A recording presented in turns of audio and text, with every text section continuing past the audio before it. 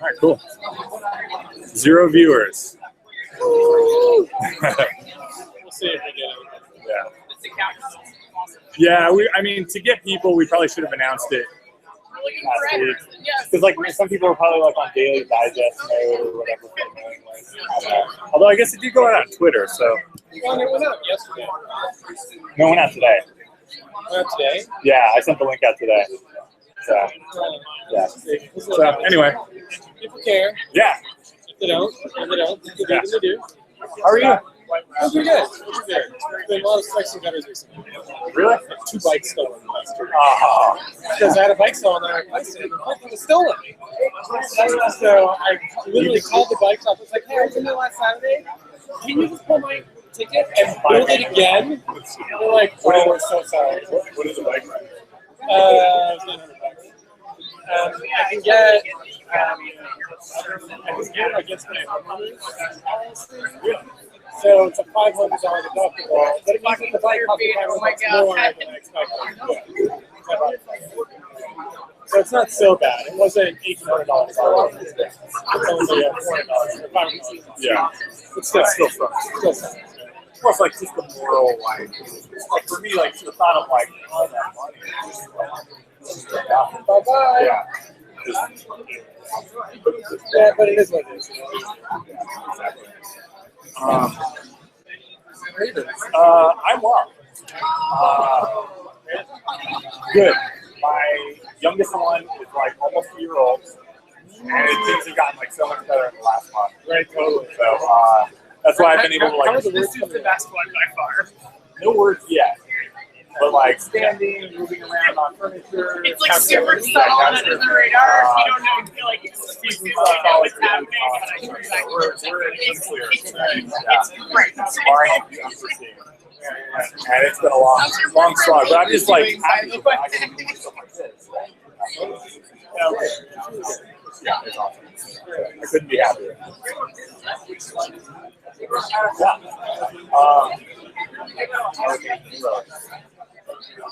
Always crazy, always expanding. Yeah. A couple months ago, they put me on their what team? Architecture team. Okay. So my like life for changed. the rail back? No, for all of it. Oh wow. Yeah, like Data collection. all of it. Okay. And How many requests I don't know per day. Our data intake pipeline is 17 million a minute. There are 5 companies in the world that take in more data. So Google, Amazon. I would imagine Apple is with iMessage. Yeah. Those things are minuscule. Oh, you mean like quantity, not requests. Data intake, yeah. Okay. Oh, YouTube, is Google count? Is YouTube part of Google? YouTube's part of Google. Google is definitely on the list. Yeah, so Google's the top. Amazon? All of the AWS world of things. That's right. Right? Like, Optimize? 40% of our customers are on Amazon. Yeah. Right. Previous sensor. That's pretty wild. So, like, there's lots of there. I don't know the full list. I think Alibaba's on the list. Yeah. Because they're the Amazon choice. Okay. Right? But yeah, I mean, Yahoo's on the list. But that's not a lot of people on there. And so we're starting problems. Nobody has solved before. Yeah. Nobody has had to. Yeah. So it's very exciting, but at the time I'm like, I don't know what I'm doing. Yeah. Cost is simple, like technically. Well, that's good. I mean, that's going to grow. So far, I already have. Yeah. And I'm only like 6 weeks. Yeah. So it's been going very well. But we're changing approach to architecture. It's no longer it's not I tell you, you tell me. I vet it for safety. And we set direction and kind of create a lot of So we let the engineers make a lot of the decisions. Because we hire lots of people, we want them to make the decisions. They're going to leverage this. if you have a team of architects who's sitting there drawing all the boxes and arrows, the engineers on the front lines are like, well, fuck you just did my job for me. You left me with the stuff, not the fun stuff. So we want them to do the fun stuff. So it's interesting. I spend all my time talking to people. I don't write code. I just don't write it. Leveled up.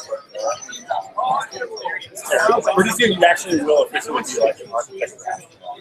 Oh, God. You'll be like just way up. I mean, but think about it, right? Like, the number of engineers who work a system that has that. A couple hundred, the whole world.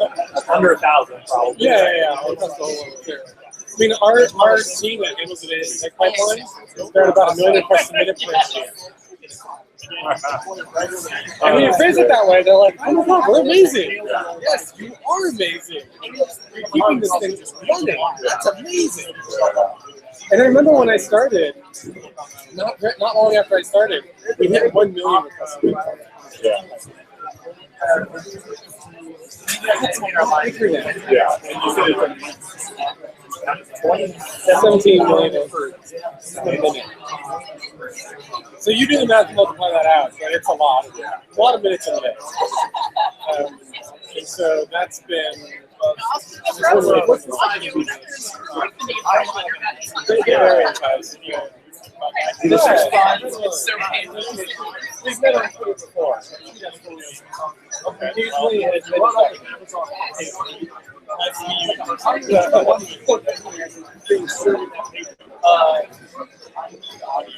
okay, well, I think they not buy like several. I love you.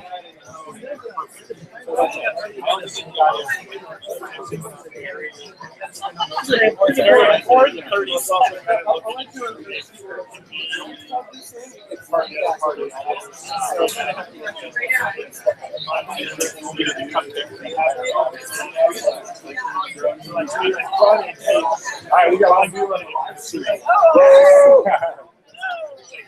Hi, one person out there. Actually, let me send a link to this.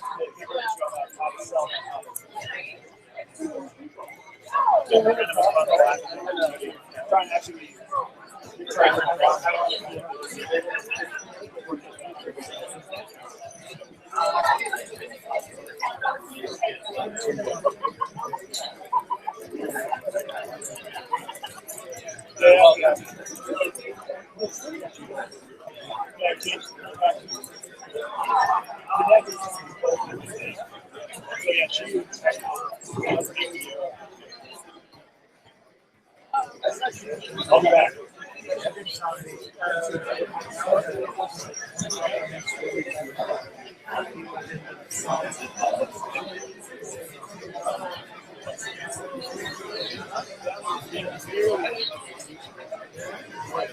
she's not walking.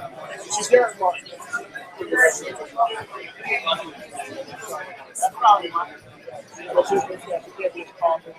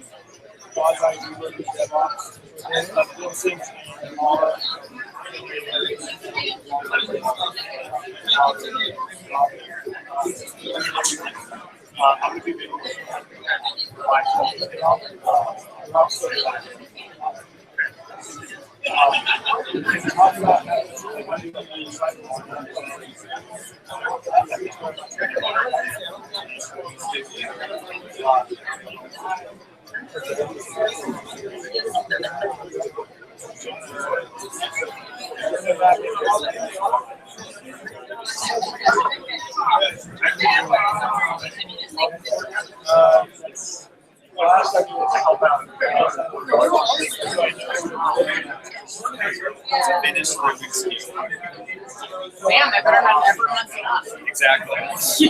Everyone will know.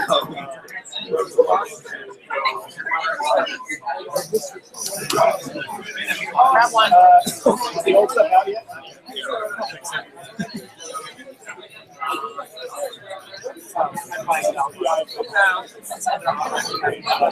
It is another object.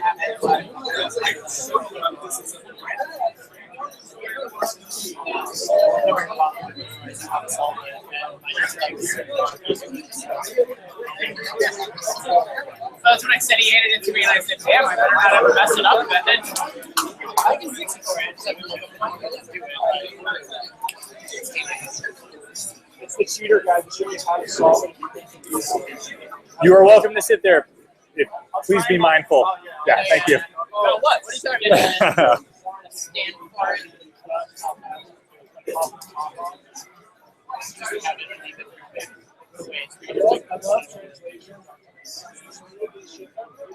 Come into my room and pick it up. Yeah.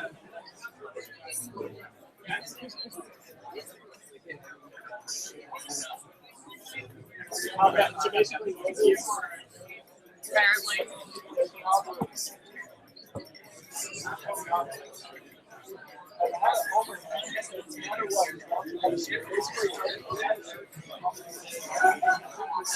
Yeah, it's all Chinese. All simplified Chinese. Yeah, it's a lot. They usually don't have any Ruby problems. there's not enough Rubik's cubes in this table. There. More toys.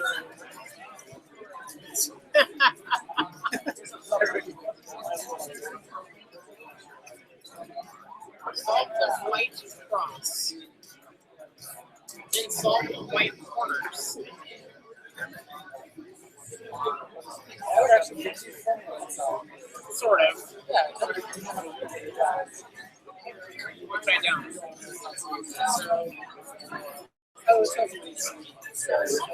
Yeah, but That's terrible. They see the white lines.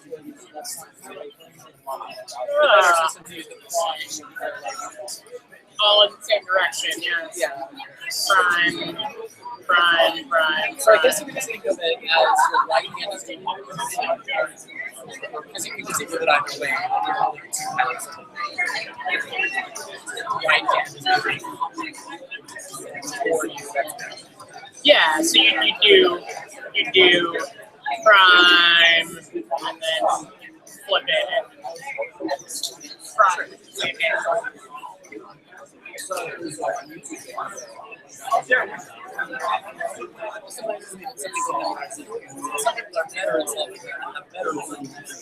Like world champion Rubik's Cube solvers, like 6 seconds and crap like that. Like under 10 is normal. Like that's not enough time to use that hard. If they get longer than that, they can't. When they go, they just go. And it's like pick it up, blur, put it down, slam a timer. Pick it up, blur, put it down, slam a timer. Pretty much. The number of hours of your lives. Explode! Mr. Rubik's Cube will self-destruct in 15 seconds. Starting. So you'd be like a Rubik's Cube. Stop it. I don't have to. Go ahead. That'd be a fun game where you start slide by front. It's like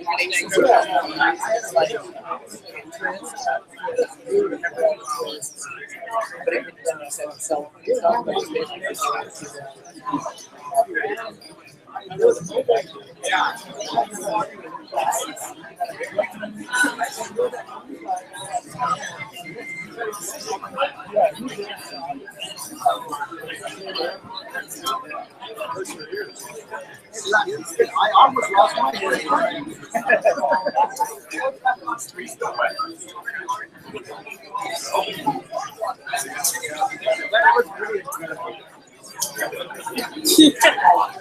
Go to Futurist posting you on Super NSFW stuff for us to talk about fucking you. Stay here for the regular bad.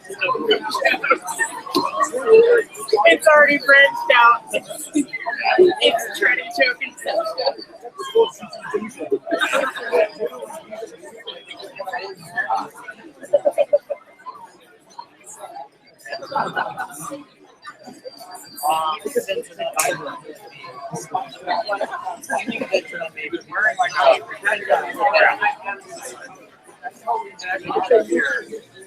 But John and I drove together, so.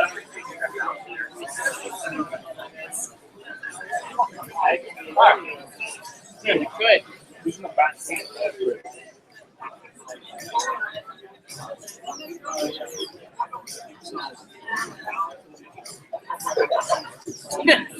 Scoot over and talk.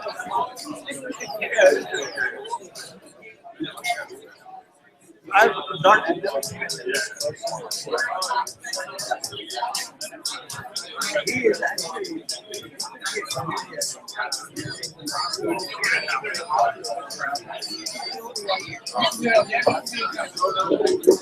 can really see my like it is. He probably has to put it on his put some filter on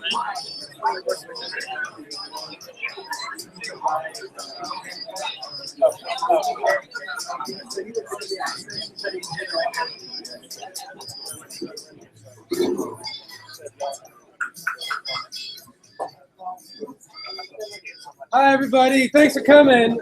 So we're about 15 minutes out from starting the talk, so a couple of notes. If you're done eating, if you'd help us with some of the cleanup, trash is up here. Food scraps can be composted. Cans are recycled separately from the rest of the stuff. Bathrooms are through the elevator lobby to your left, and there's a fresh K. So we have 15 minutes. Enjoy bathroom break time, refill times, and so on. We'll see you here in 15. Thank you.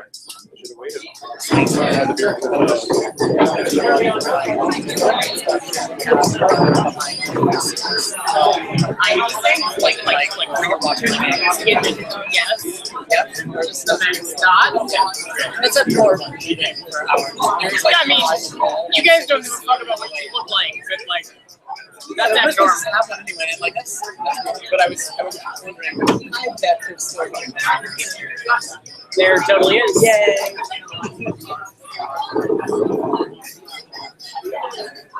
You done with these? Oh yeah, absolutely. Thank you.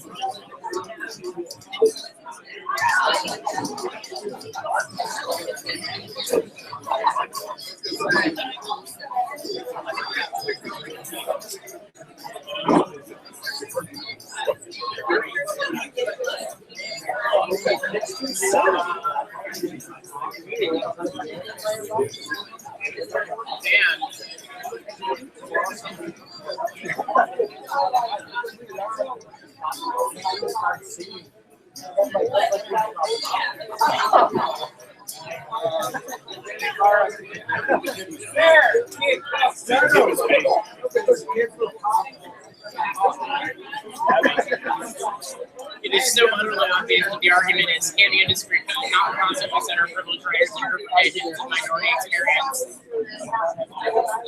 over how those groups articulate their own experiences, and can the industry stop hyping the fuck out of white content creators every time they even speak about other groups while totally ignoring how minority creators themselves.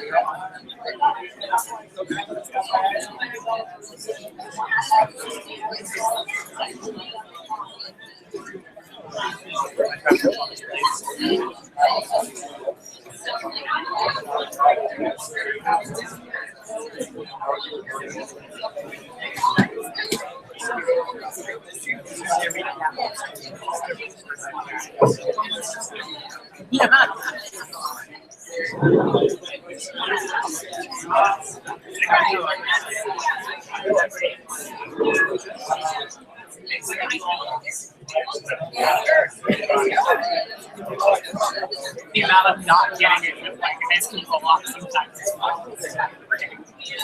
Yes.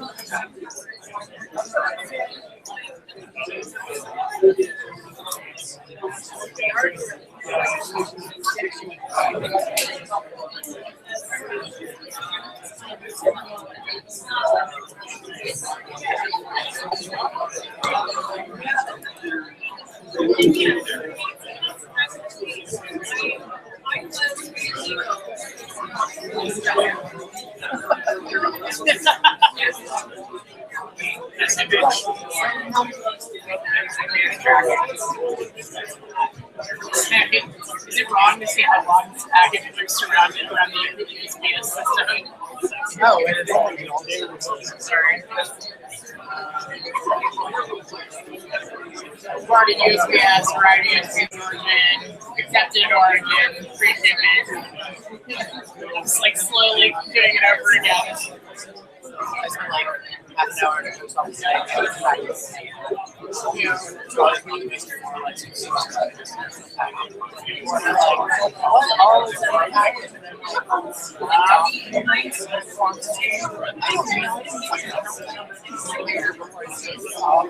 Why are you sitting I have my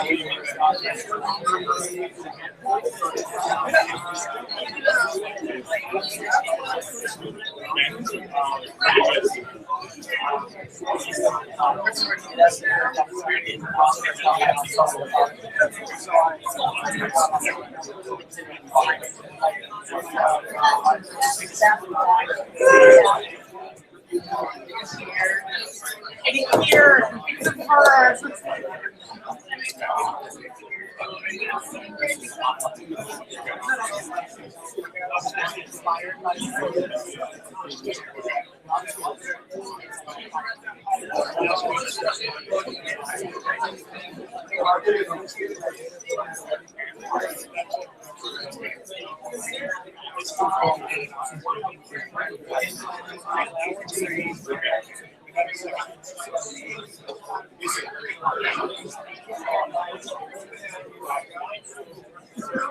David, I went and saw you tonight, and that was a movie that we saw that was spectacular.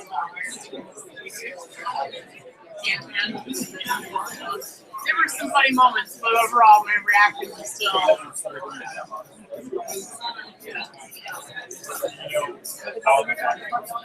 Yes, they did. Even though it is the first Marvel movie that Sarah and I saw. I imagine we're not going to see it.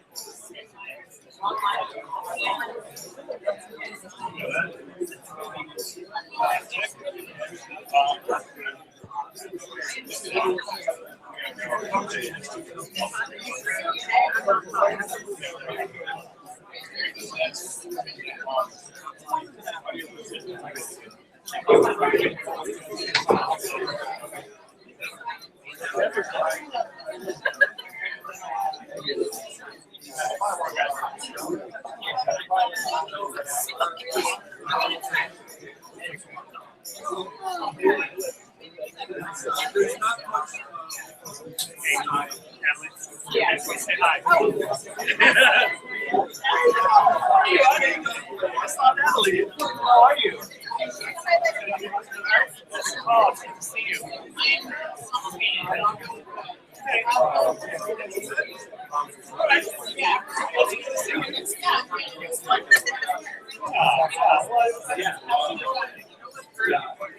It's crazy. It's all shifty. Not shifty like that. Like shifty like things are like in flux. Saturday for sure. Like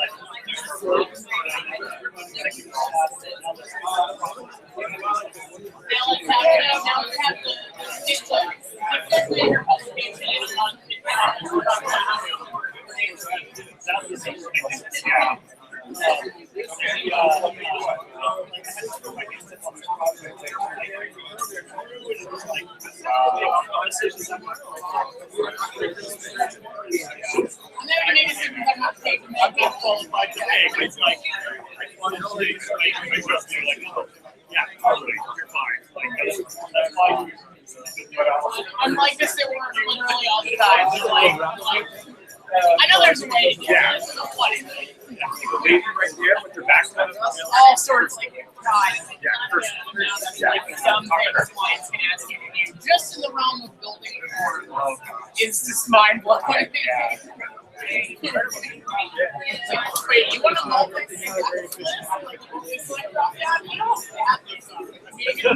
we like literally don't No, I'm not hearing it. So I can get on there. Like, we should do this right.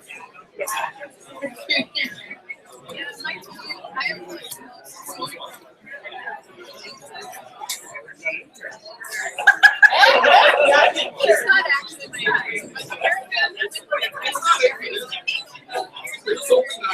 maybe not. Oh wow, yeah. This happened. This is how I just get everything. That's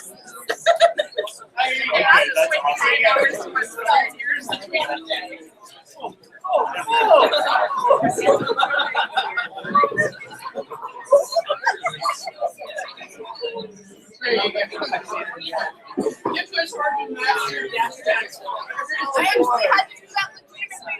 I know.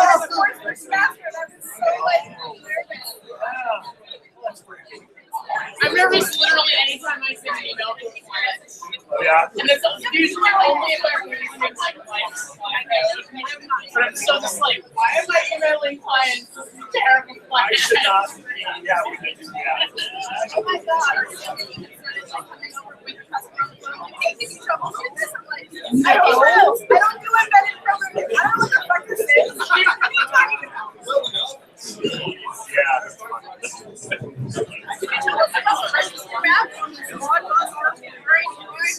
No, in fact, I can't. If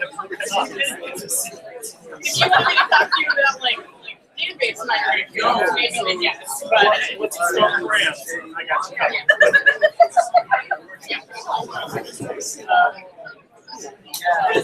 It's weird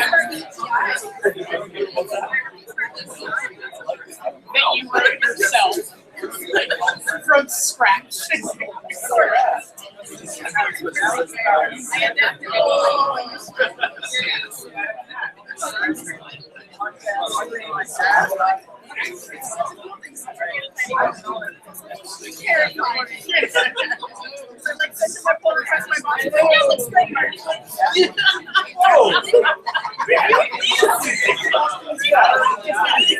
can press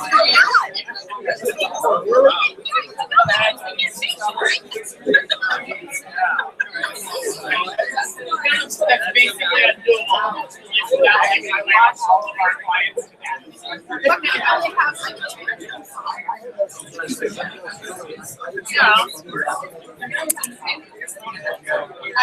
In some ways, I'm glad that. In some ways, I'm glad that all I'm doing is making forms and learning how I'm doing. Yeah, totally fine. Yeah, they're probably going to be fine, right? Saving them from like years and years of school. Yes. There are some universities that would like I see the university is. You guys, have you seen standard construction applications? It's embarrassing.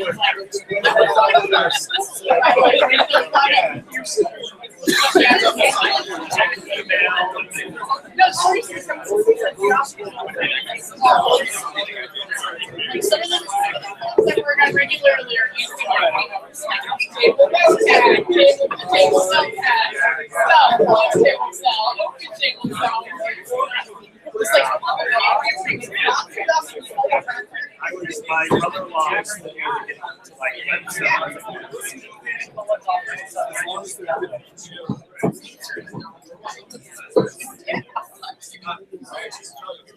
Hello. Hi. Can you hear me? Yes. Oh, we All right, great. Welcome all to PDX.rb's 13th anniversary party. Ruby. Yay!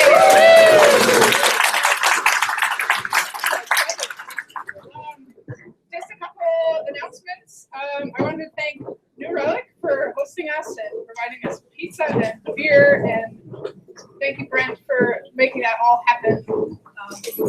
And also, we have other sponsors tonight: Crowd Compass, Highland Home Butchery, which is John Highland,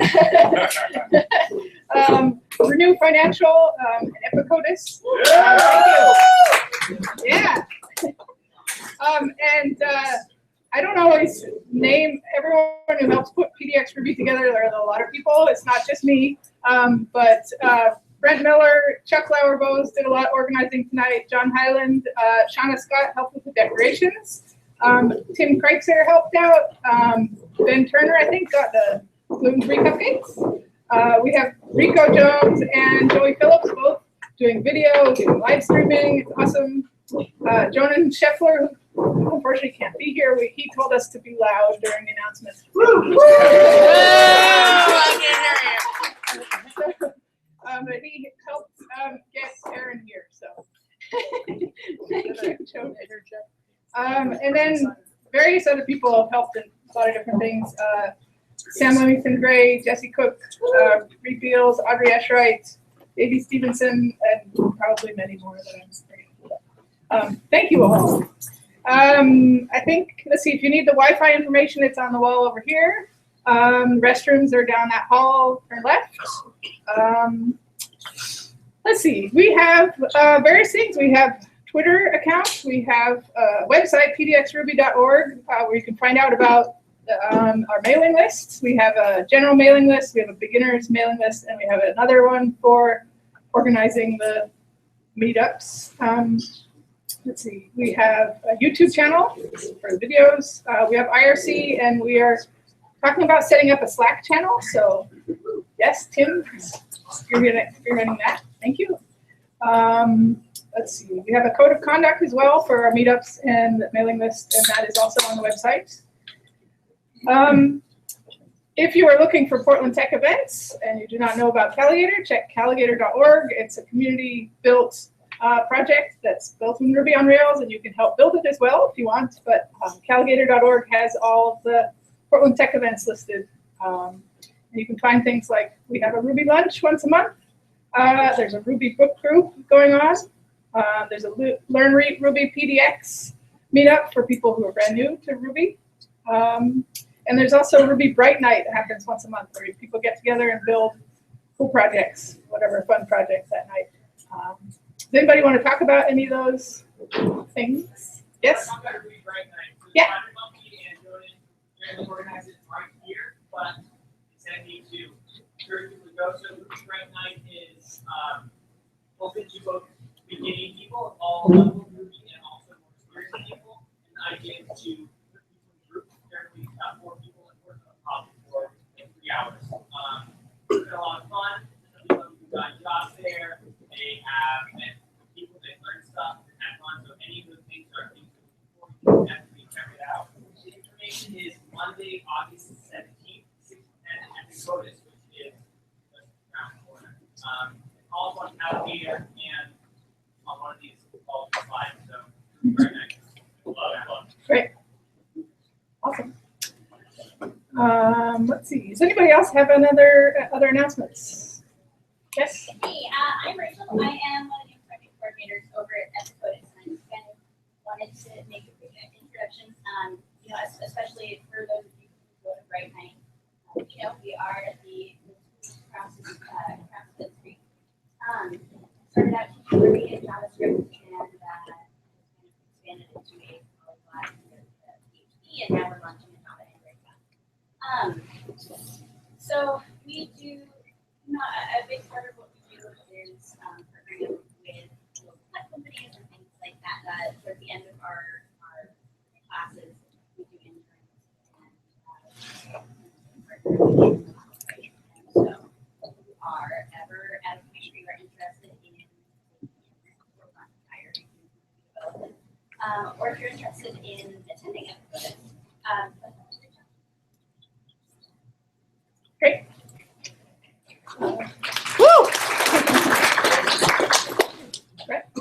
So I'm going to do my best Jonan impersonation and be really loud. I work for New Relic. Thank you all for coming. As always, we are hiring. We are always hiring. We're always hiring for all the things. If you are looking for a position, look at our job site or come talk to me. Thank you.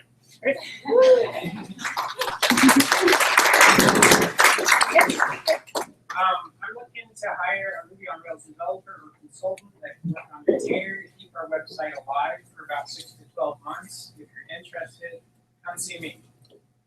Okay. Announcements. Chuck.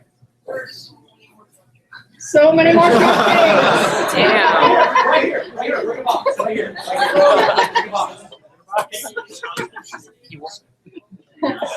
Yes, this is all tables. Okay. Distribution problems. Other announcements? There's also an entire huge event. There is also a huge Ruby cake that John helped get. So, well, yeah, we need to distribute that as well. Perhaps we should slice that up so that Yeah. between the talks we can Between serve the talks. ourselves. Yes. I'm slicing the cake. Anyone who wants some. Okay. Yes. My name is Dave Miller. I'm the hiring manager for a company called Renew Financial. A little over a year ago, we were 21 people. We're about 125 now. So we're not quite New Relic scale where we're hiring for all the things, but we are looking for Ruby devs. As the hiring manager in the last couple months over the this growth spurt, I've looked at tons of code challenges and resumes, and I recognize a lot of people in here. And it's a really fulfilling goal or position that I have to see all the different levels of development that happens in the Ruby community. People just learn Ruby right before they've done our code challenge and written like one giant Sinatra method or make their web app work.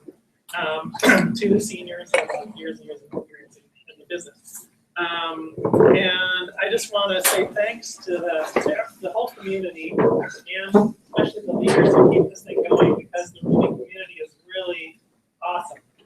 Kind of no matter where you are in there, I'm seeing people who are autodidacts. It seems like the Ruby community, people teach themselves stuff, and that's the best way to learn.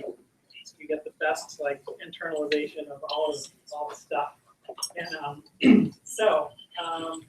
thanks to PDX.rb for supplying this awesome pool of applicants. Yeah. Awesome.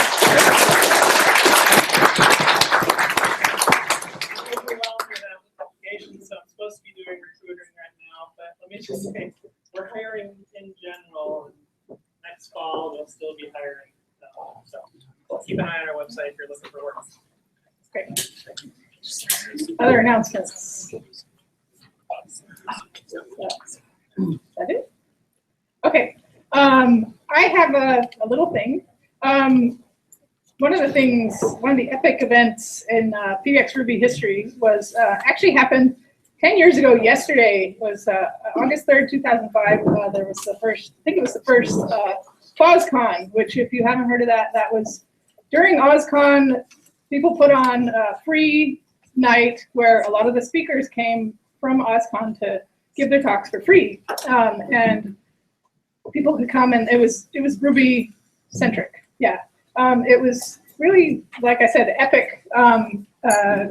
Jim Wire came and spoke. DHH Matz was there. He didn't speak, but he was there. And then Why the Lucky Stiff, who, as you may know, was a legend in the Ruby community and inspired a lot of us to learn Ruby.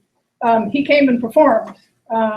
It was at Free Geek, and it was pretty full of people. And I was looking at the old mailing list, and Why had written saying he was so excited to be there because one of the things he liked about it was there were people in the rafters, which turned out they were just in the rafters to get some cardboard thing that was in Free Geek, something. But it made it appear like it was so packed. There were people in the rafters. So somebody recorded audio from that event, and I thought I would play it all for you now. And the recording is not the best quality, so hopefully you can hear it. We will try it out and see how it goes. This is a song he did called "Might I Recommend Ruby," and I put together some of the words to it, so hopefully it makes sense. There's also about a minute in the middle where he starts going off topic, and it's random. So I didn't transcribe that, so don't worry, it'll only be a minute. It'll come back. But so we will see how this goes. I don't know how to. Is that volume good? Okay.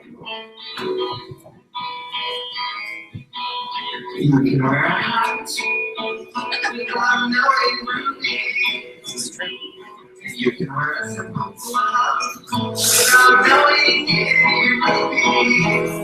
Can you take a big list of all of your friends, all their names and addresses in the world, the person right up there, from one place to another, sharing crowds to travel this circle, but they just factor in all the ticket costs. Well, for that, I try to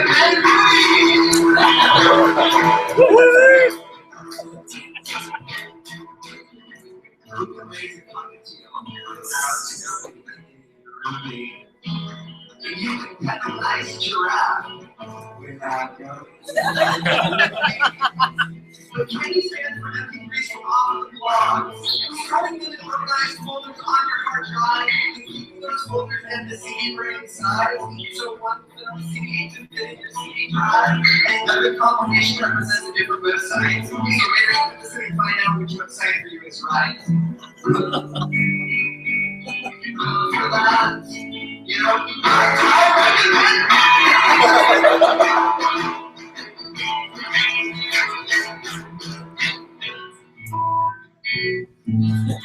so I don't know why you guys, decided to come to Boston today. I don't know if it's because you're cheating, or if it's because you came to network with other Rubians. That's a cute little kid. Did you just got that? That's good. I'm just a hobbyist at heart, so I have no qualms about being off topic, or deviating, or worrying about where I'm going, hopefully the right words, for that matter, I really just don't care.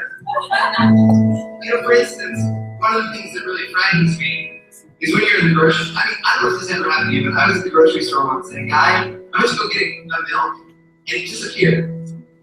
Like the guy behind the milk took the milk, and there was like a hole there, and he didn't say a word. He slurped back into his cave. I mean, that has got to be such a golemish existence back there,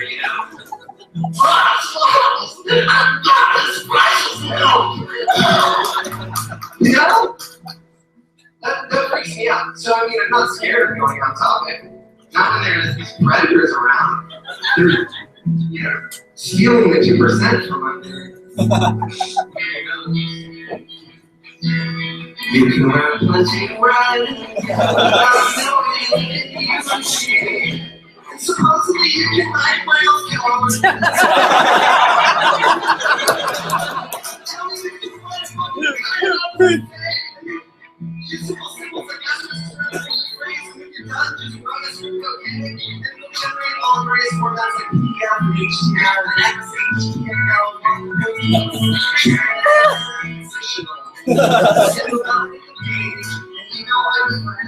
send out some little messages on the web. But we're getting a little bit of feature fish here. This is too much for a program. I wouldn't recommend that. You should watch next version so you just around the bend. Well, my time is the man, and you know what I meant.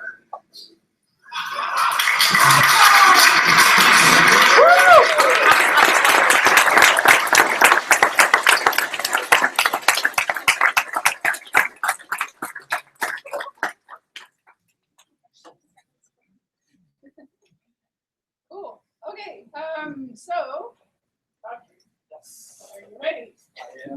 Okay, well, let's just take a 5-minute break to swap computers out and. I seriously haven't had.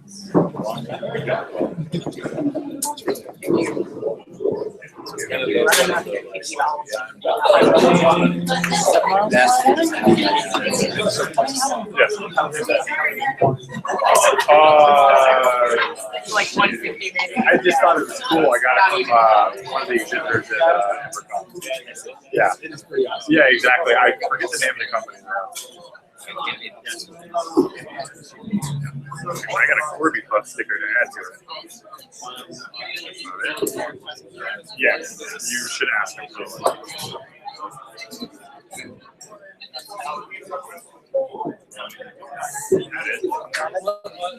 What's that?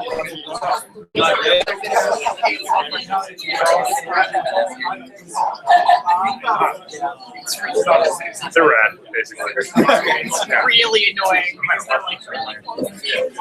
Yeah, he has like a whole pouch. I know you.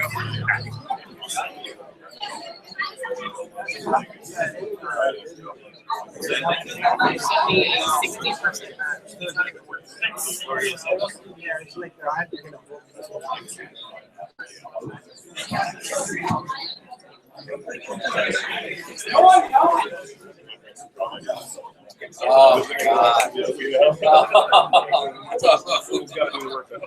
I've been there, man. That Rails 2, Rails 3 is not fun. I remember being stuck. We got one viewer on our live stream. Pretty awesome. Yeah. Oh, okay.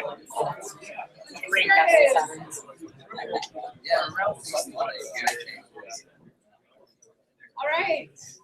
Okay, so up first we have Godfrey Chan, who has just moved to Portland, right? Yes, great. Yeah! I work for, yes. Okay, and you are also a Rails core contributor. So yes, so we have two thought leaders tonight.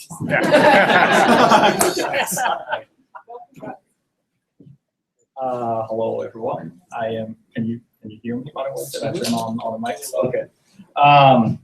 So I am Godfrey. You can find me on the internet as Chan. I am on the Rails core team, but you should take note that that fact does not add anything to my presentation. Particularly, it does not add any credibility to what I'm about to do. And it is very important that you remember that. If you're interested in Rails, or particularly contributing to Rails, I help run the newsletter called This Week in Rails. You can find it on that website. It gets sent out every Friday. And it's on my computer. But anyway. So yes, you can also find the content on the Rails blog every Friday. You should subscribe. New Relic. Slack, I think. It's Slack. I do have audio. Let me just put this out. You could do not disturb on your I notifications. just turned that on. Hopefully, Okay. the combination of both will be enough. Otherwise, I don't know where that's coming from. Okay, so thank you, New Relic, for having us here. I don't actually work for New Relic. I work for a local company called Twitter. I actually have business cards, but I forgot to bring them, so this is a picture of my business card.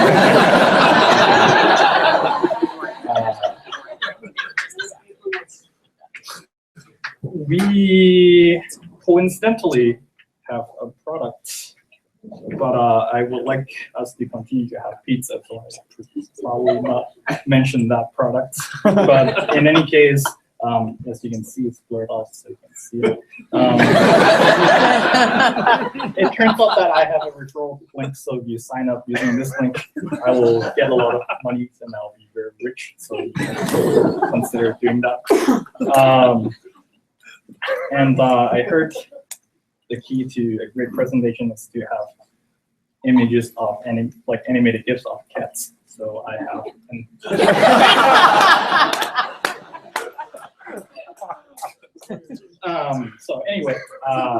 Yes, this is actually my second day in Portland.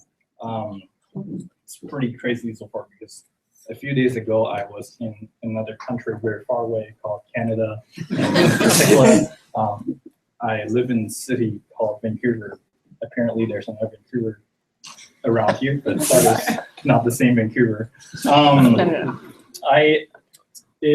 I'm pretty sad that I have to leave Vancouver, but I heard there are a lot of cool things that the city has to offer, so we'll see how that goes. But I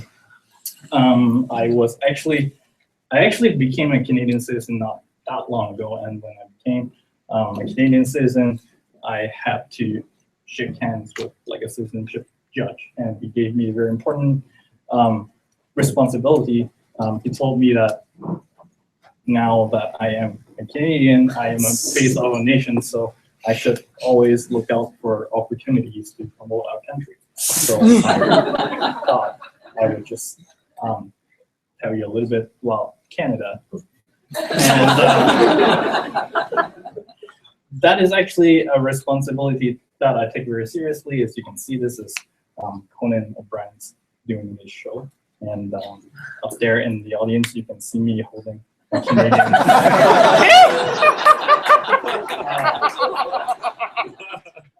So yeah, so Canada, as it turns out, it's pretty different from the States.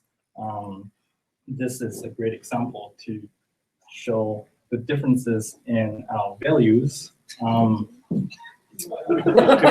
you can see, this is how you record temperatures in America, and you probably know this, but in case you don't, the F here stands for freedom. The system is called the degree. On the other hand, in Canada, we use a different system, and C stands for Canada. So, like when you want to use it in a sentence, that's how you say it.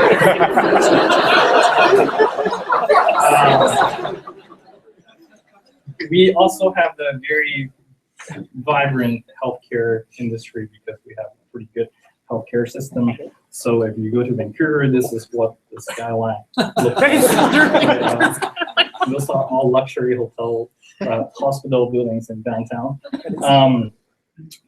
And we are also apparently the second largest country in the world, so we have a lot of land. If you go to Vancouver, you'll notice that, for example, parking slots are very wide. I figure you probably won't believe me if I tell you this car is actually parked, so I had a picture from a different angle. There's no driver in the car is definitely parked. In fact, I went away for lunch and I had my lunch and I came back to the parking lot, the car is still there. And there are no tickets for some reason. Be too impolite. Yeah, I guess that's how Canadians roll. But I figure it would be pretty bad if I actually know this person or this person sees the presentation on the internet. They might get upset that I put a picture of the car, so I made sure to blur the license plate. You can now clearly see it's blurred.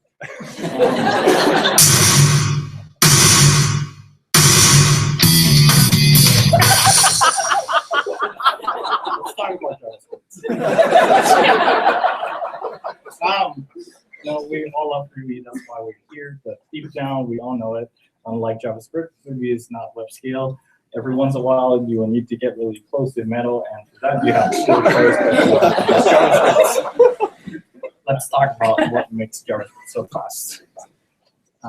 That's right, the secret is in the syntax. You see, JavaScript has a very fast and powerful syntax. I'll give you an example.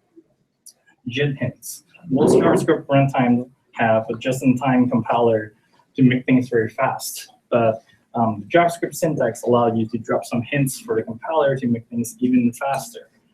For example, let's say you have a triangle here. You know the length of the two sides.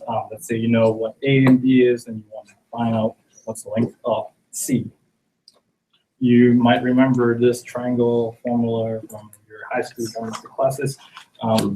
Basically, the way you calculate the length of C is to compute like square root a squared plus b squared. So let's implement that in JavaScript.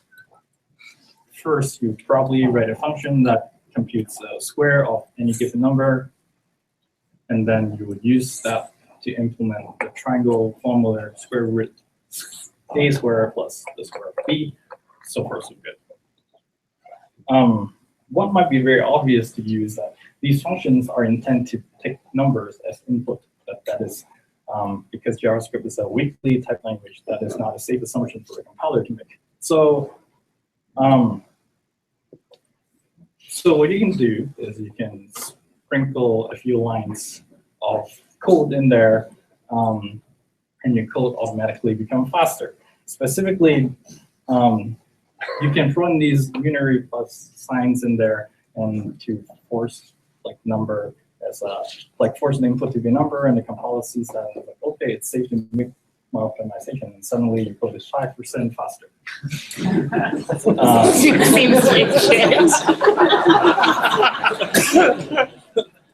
So I figured you might not believe me, so I made a chart.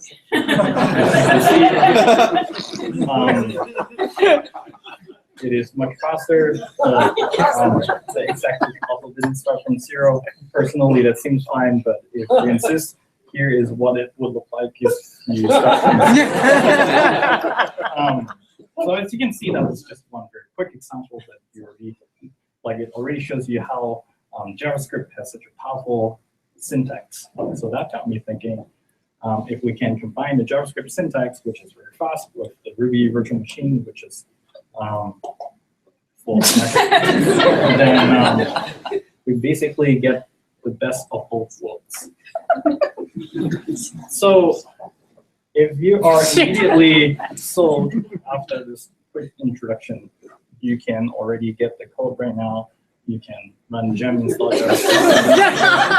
And you can try it, you can run, and like you run the code, and you can stop listening to me. But for the rest of you, we'll look into how to build this gem together. That's okay for you. But before that, let's talk about Java for a moment. Hypothetically, let's say you have a hello world program written in Java.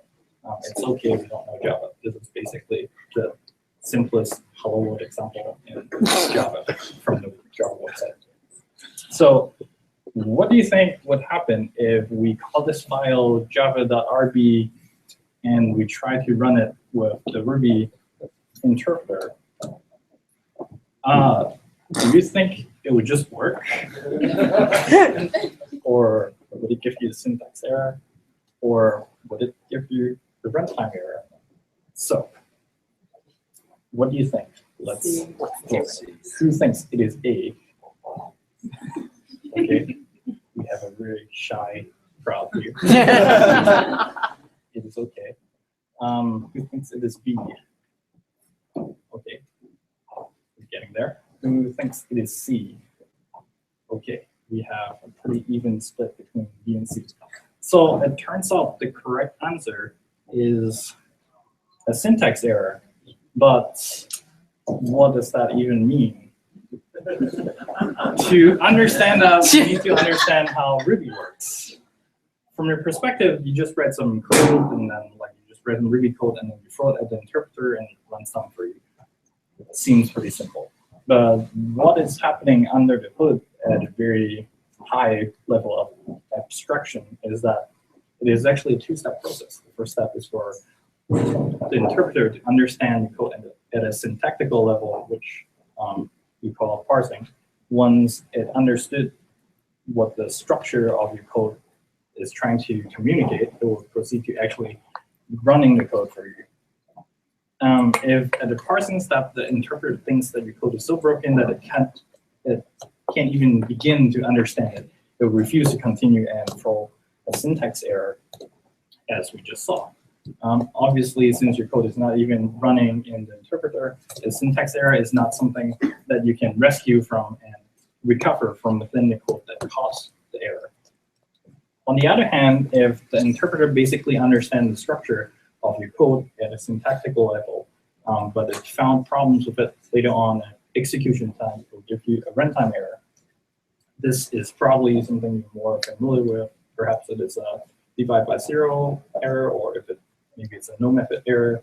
But anyway, that's something that you're probably more used to dealing with on a day-to-day basis, and that is something you can anticipate and rescue from and recover within the code that caused the error.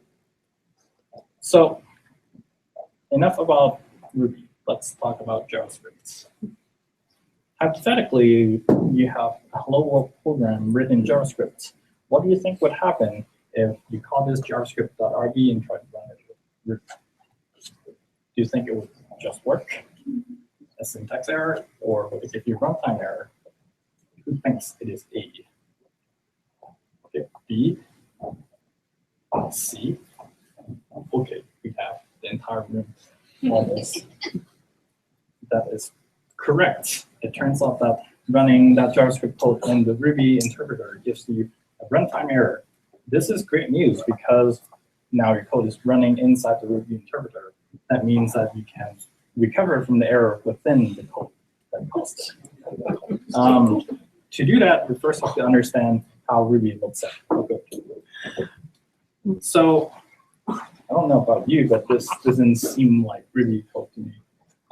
But it turns out that it is a plausible piece of Ruby code if you look at it with the right angle.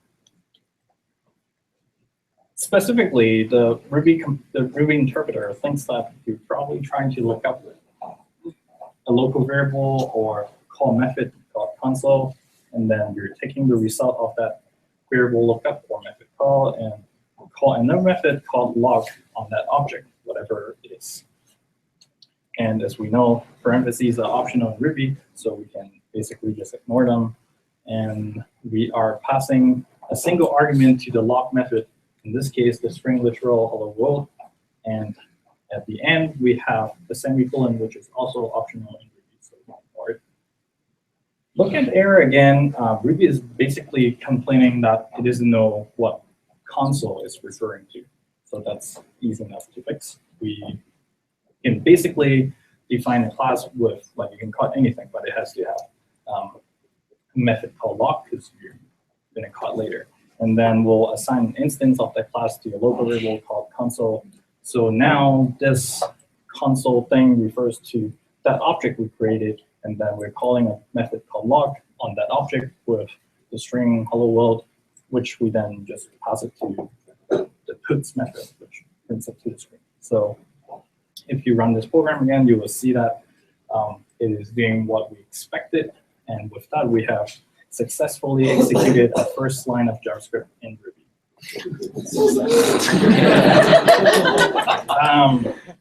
If you look closely, though, this is not ideal. For one thing, we are leaking a top-level variable, and we're mixing the Ruby code, like the setup code, with the JavaScript code.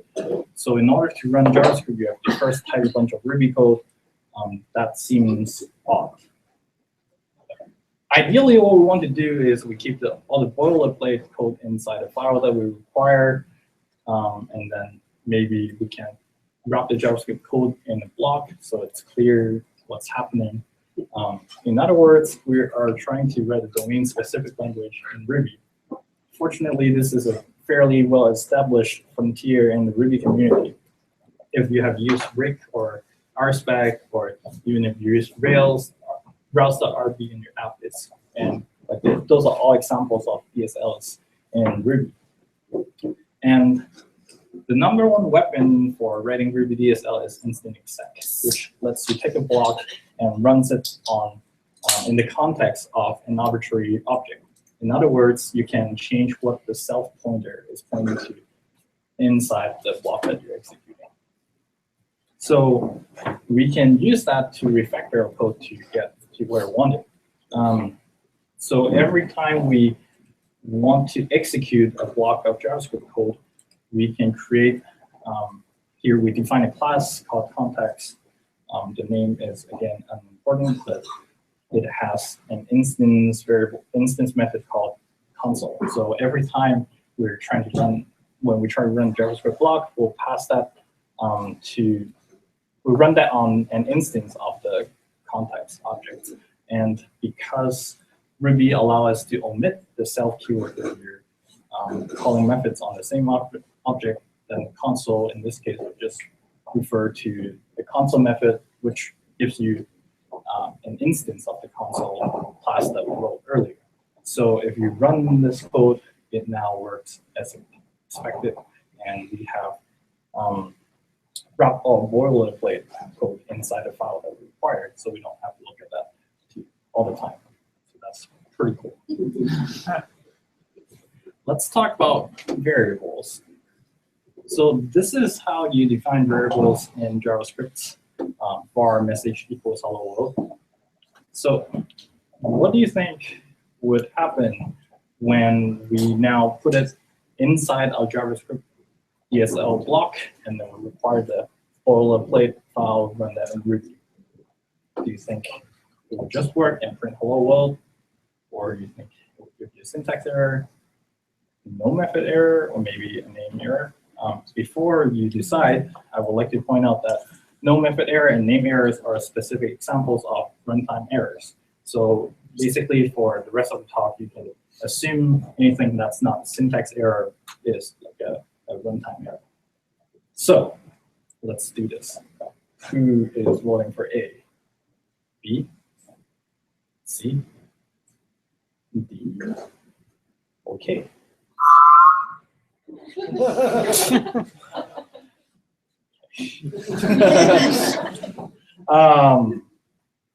So the correct answer is C. But if you voted for D, don't be too upset because you're still technically correct, because no method error is also a class of name error. So, but anyway, like we don't really care what the error is because we are going to fix it. But the great news is we're getting a runtime error here, so we can do something about that. So let's get to it. Let's look at how Ruby sees our code again. Once again, this doesn't quite look like Ruby, but it turns out that is also a plausible piece of Ruby code. Specifically, Ruby assumed that we're trying to call a method called var here, which we can make easier to comprehend by adding the optional parentheses. Again, they are completely optional, but with the parentheses, hopefully we can more clearly see that we are calling a method var with some stuff inside there. And once again, semicolon is optional, so we can ignore it. Parentheses are also optional. And so we are basically calling a var method with, okay, there's a string literal there, and then we assign that to a local variable called message, and then we are calling the method var with the result of that. And it turns out that in Ruby, the value of an assignment expression is the value being assigned. So basically the thing on the right-hand side. So we can basically rewrite this as we first assign hello world to a local variable called message, and then we call a method var with message, which in this case points to the string hello world. And as you can see, Ruby doesn't require any special syntax for declaring a local variable. So the first line already sufficiently accomplished what we wanted to do here. So we don't actually need the var method to do anything. We just need it to not blow up. So looking at the error message again, Ruby is complaining that we don't have a method called var that is easy enough to fix. In our context class, we can just add a method var that doesn't do anything. And now if you run this piece of code again, it would do everything you expect, and it would print hello world to the console. So that's pretty great. Let's talk about uninitialized variables. In JavaScript, it is possible to declare a variable without initializing it to anything. So here you have var message, and you don't assign a value to it right away. So what do you think would happen when you run this piece of code? Do you think it would just work? Syntax error, no method error, or name error?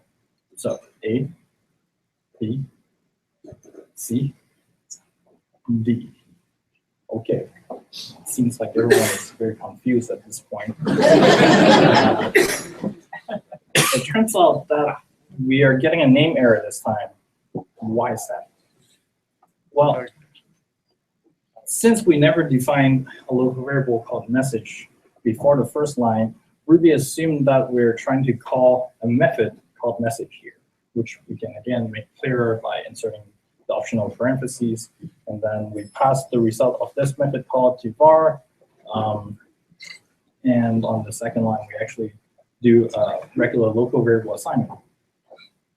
So as you can see, again, we don't have to declare any variables before using it, so the first line is completely unnecessary in Ruby, and we just have to make it not blow up.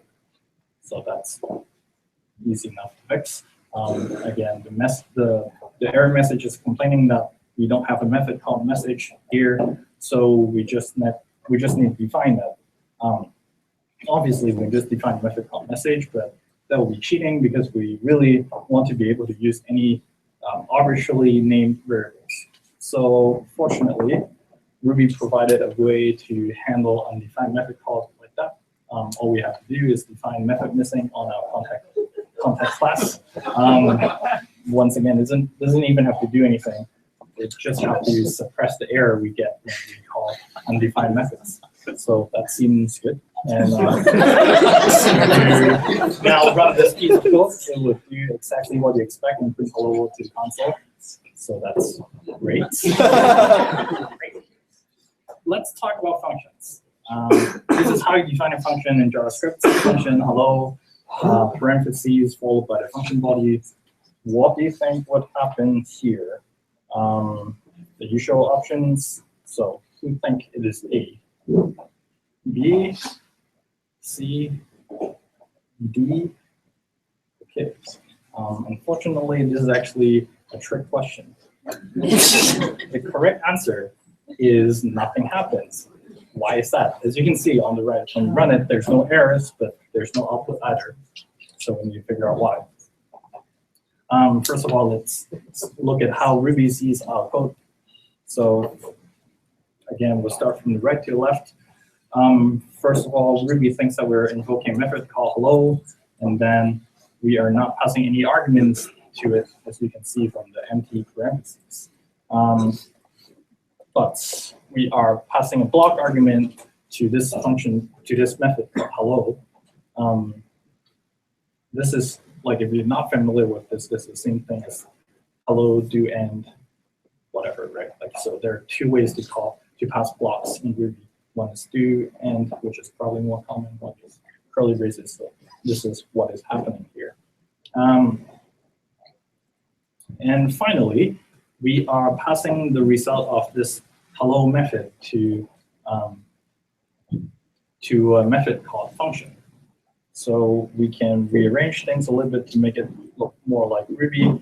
This is identical to the last line, or we can even break it up further. So this is probably more similar to the Ruby code that I usually write, and it is, you can take my word for it, that is identical to what we have from the last slide, except we introduce a temporary variable. So this is pretty strange because we never defined these methods called hello and function. How do things work? It turns out that we are being trolled by our own code because we defined a thing called method missing earlier that silently swallow our errors. So we can fix that. This is what I came up with. I'll walk you through it.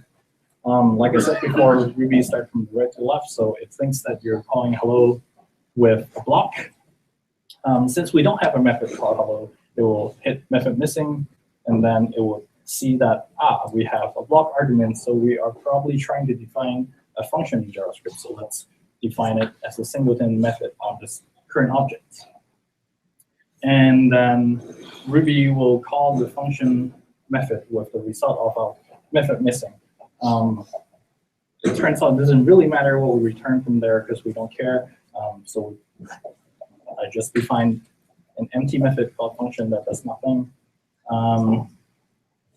So finally, when we invoke the function hello, we already have a real method defined on the object called hello. So we'll just invoke a block, and it will do everything we expected.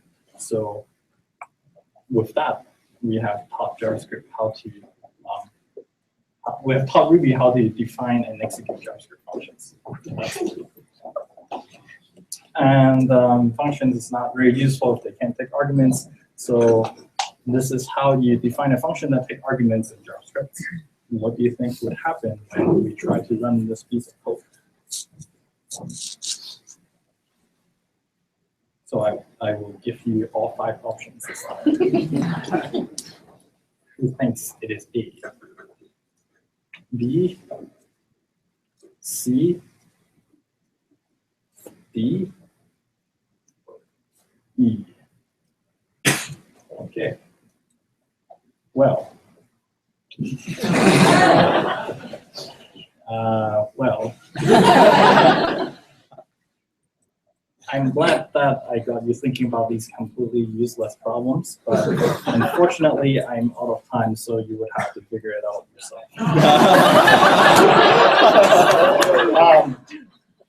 There is actually the gem that I mentioned at the beginning actually handles all these cases and a lot more things, and there are a lot of cool stuff in there that I would like to show you, but 30 minutes is not a long time, so maybe we'll go to the regular Tuesday. Talk about it. You can find the code on the internet on GitHub. It is also linked to from the Ruby Gems page, so you will have, it will be pretty easy for you to find it. And we even have tests to help you understand the code. And you can read the test and you will know that things are working correctly. At this point, you're probably wondering why. Clearly, this is completely useless and you'd be right. But why not? As programmers, we're far too often taught about building useful things, and it is easy to forget to have fun sometimes. And we probably all started programming because it was fun to build stuff on a computer, and it is very important to not lose that passion. So this is basically me coming up with a ridiculous idea on a Saturday and playing like a single-player mode called ping pong. And that was pretty amusing. It's almost embarrassing to admit. But anyway, I actually learned a surprising amount of stuff about Ruby and JavaScript from doing this exercise. For example, you know how Ruby distinguishes between a local variable lookup and a method call when you don't use parentheses. Or you know what happens when you try to use the return keyword from block. These are not things that I expected to learn, but it just happened organically along the way. And surprisingly, I can actually point you to real places in the Rails code base where these things has helped me to understand what is going on or even fix bugs sometimes. So these particular piece of knowledge might not be very interesting, but my point is you will probably learn unexpected things by doing stupid and useless things like this. So I guess my point is you should do the Tuesday thing and bring your computer and do some useless things and have fun. But it doesn't actually have to be useless. You can build a lot of cool things that is fun. But again, the point is you should try to have some fun sometimes. And if nothing else comes out of it, you can at least go to meetups and tell people about the useless things. So, there's one more thing. If you happen to enjoy this talk, you might also want to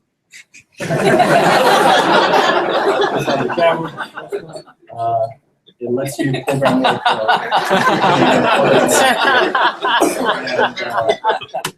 that's all I have.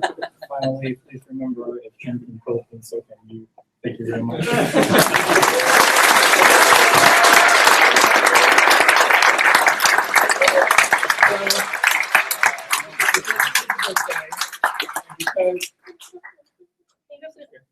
I actually work for New Relic, and he works for a company that's not New Relic, but because through the magic of Portland Ruby, we're still friends. And we have a little Ruby for our speakers tonight that's Sam Livingston Gray 3D printed. So that's pretty cool, right?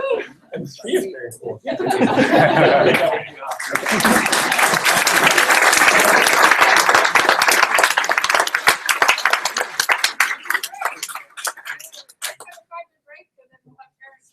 And during the break, bathrooms, beer, and cupcakes. Enjoy.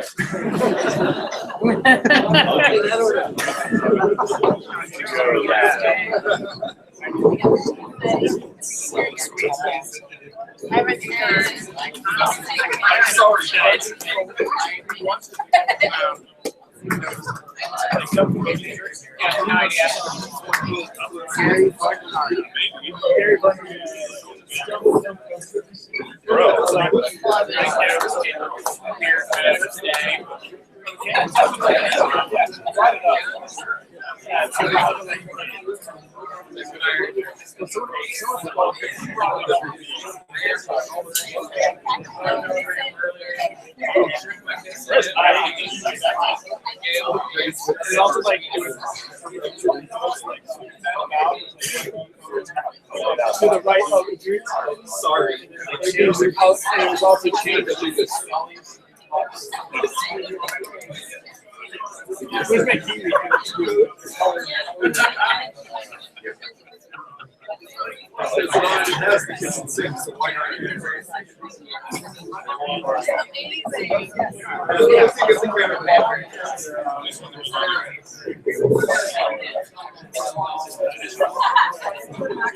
Pretty perfect. It's not that I was gonna say.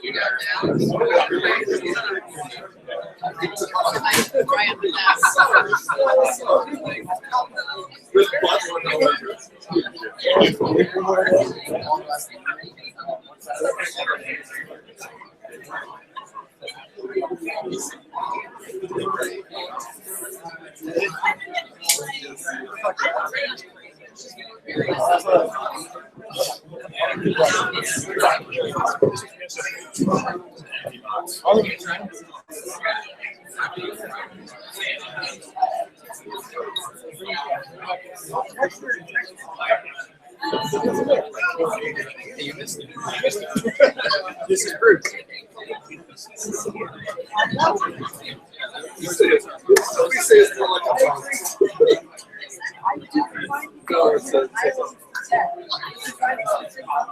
otherwise it's never so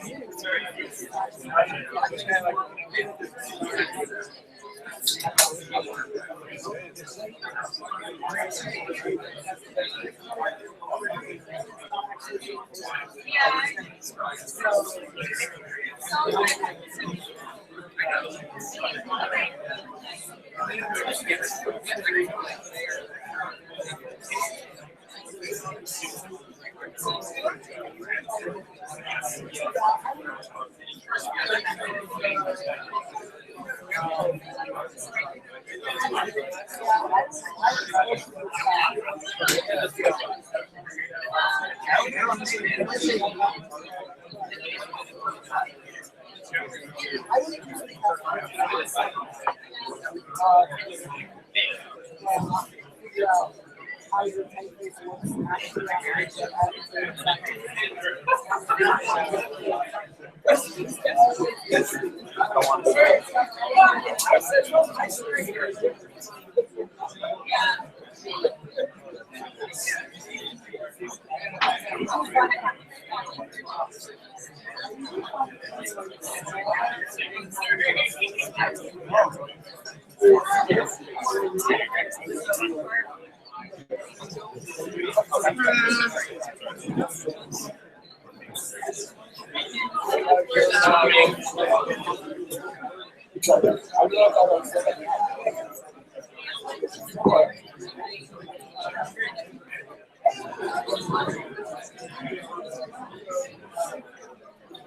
thought you would take the water.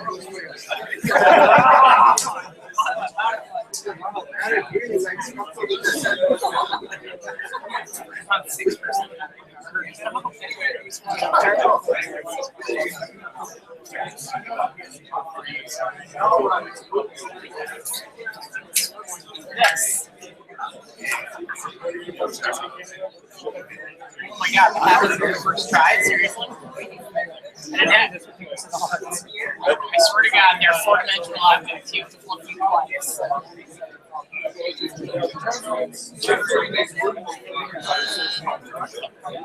Yeah.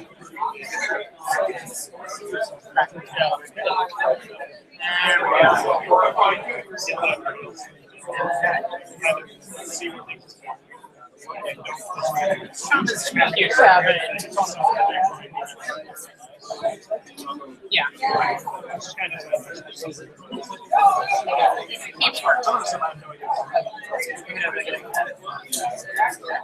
It did drop from you, but it's not charging. It's just charging very slow. It's like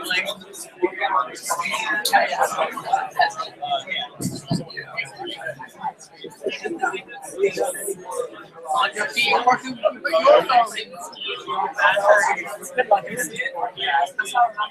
I don't feel like I'm wiring. Now we're back with sex.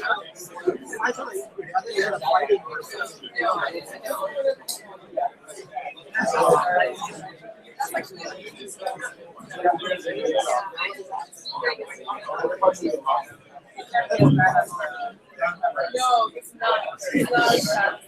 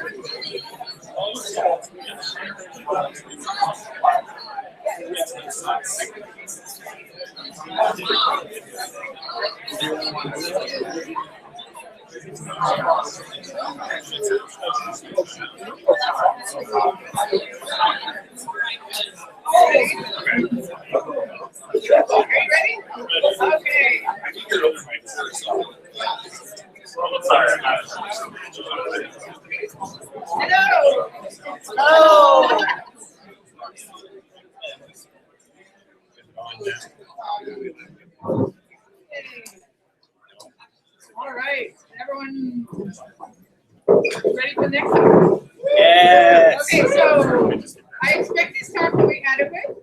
Aaron is well known for co-founding Adequate Systems and well known for his Friday hugs, and also he, contributes to Ruby on Rails. But so, welcome, Aaron Patterson. Woo!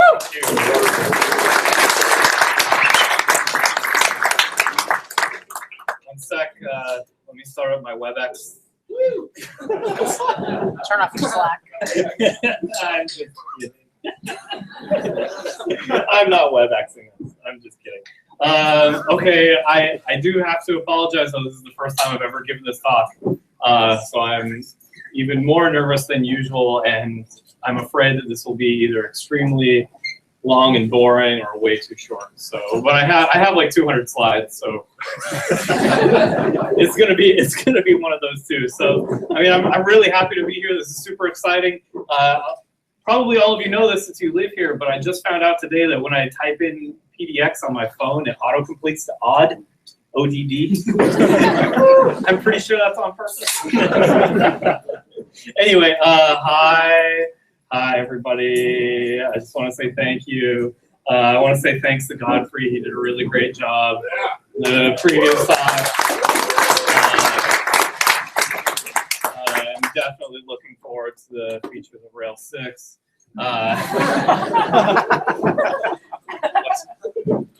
Chorus, thanks to New Relic, thanks to all the sponsors. It's really great to be here. I did not know that this meetup was going to be so large, so it's really awesome. My name is Aaron Patterson. I'm known on the internet as Tenderlove. That is my name. I work at a company called Red Hat. This is where I work. I'm on the Manage IQ team. We manage clouds. If you have a cloud, that's what we do.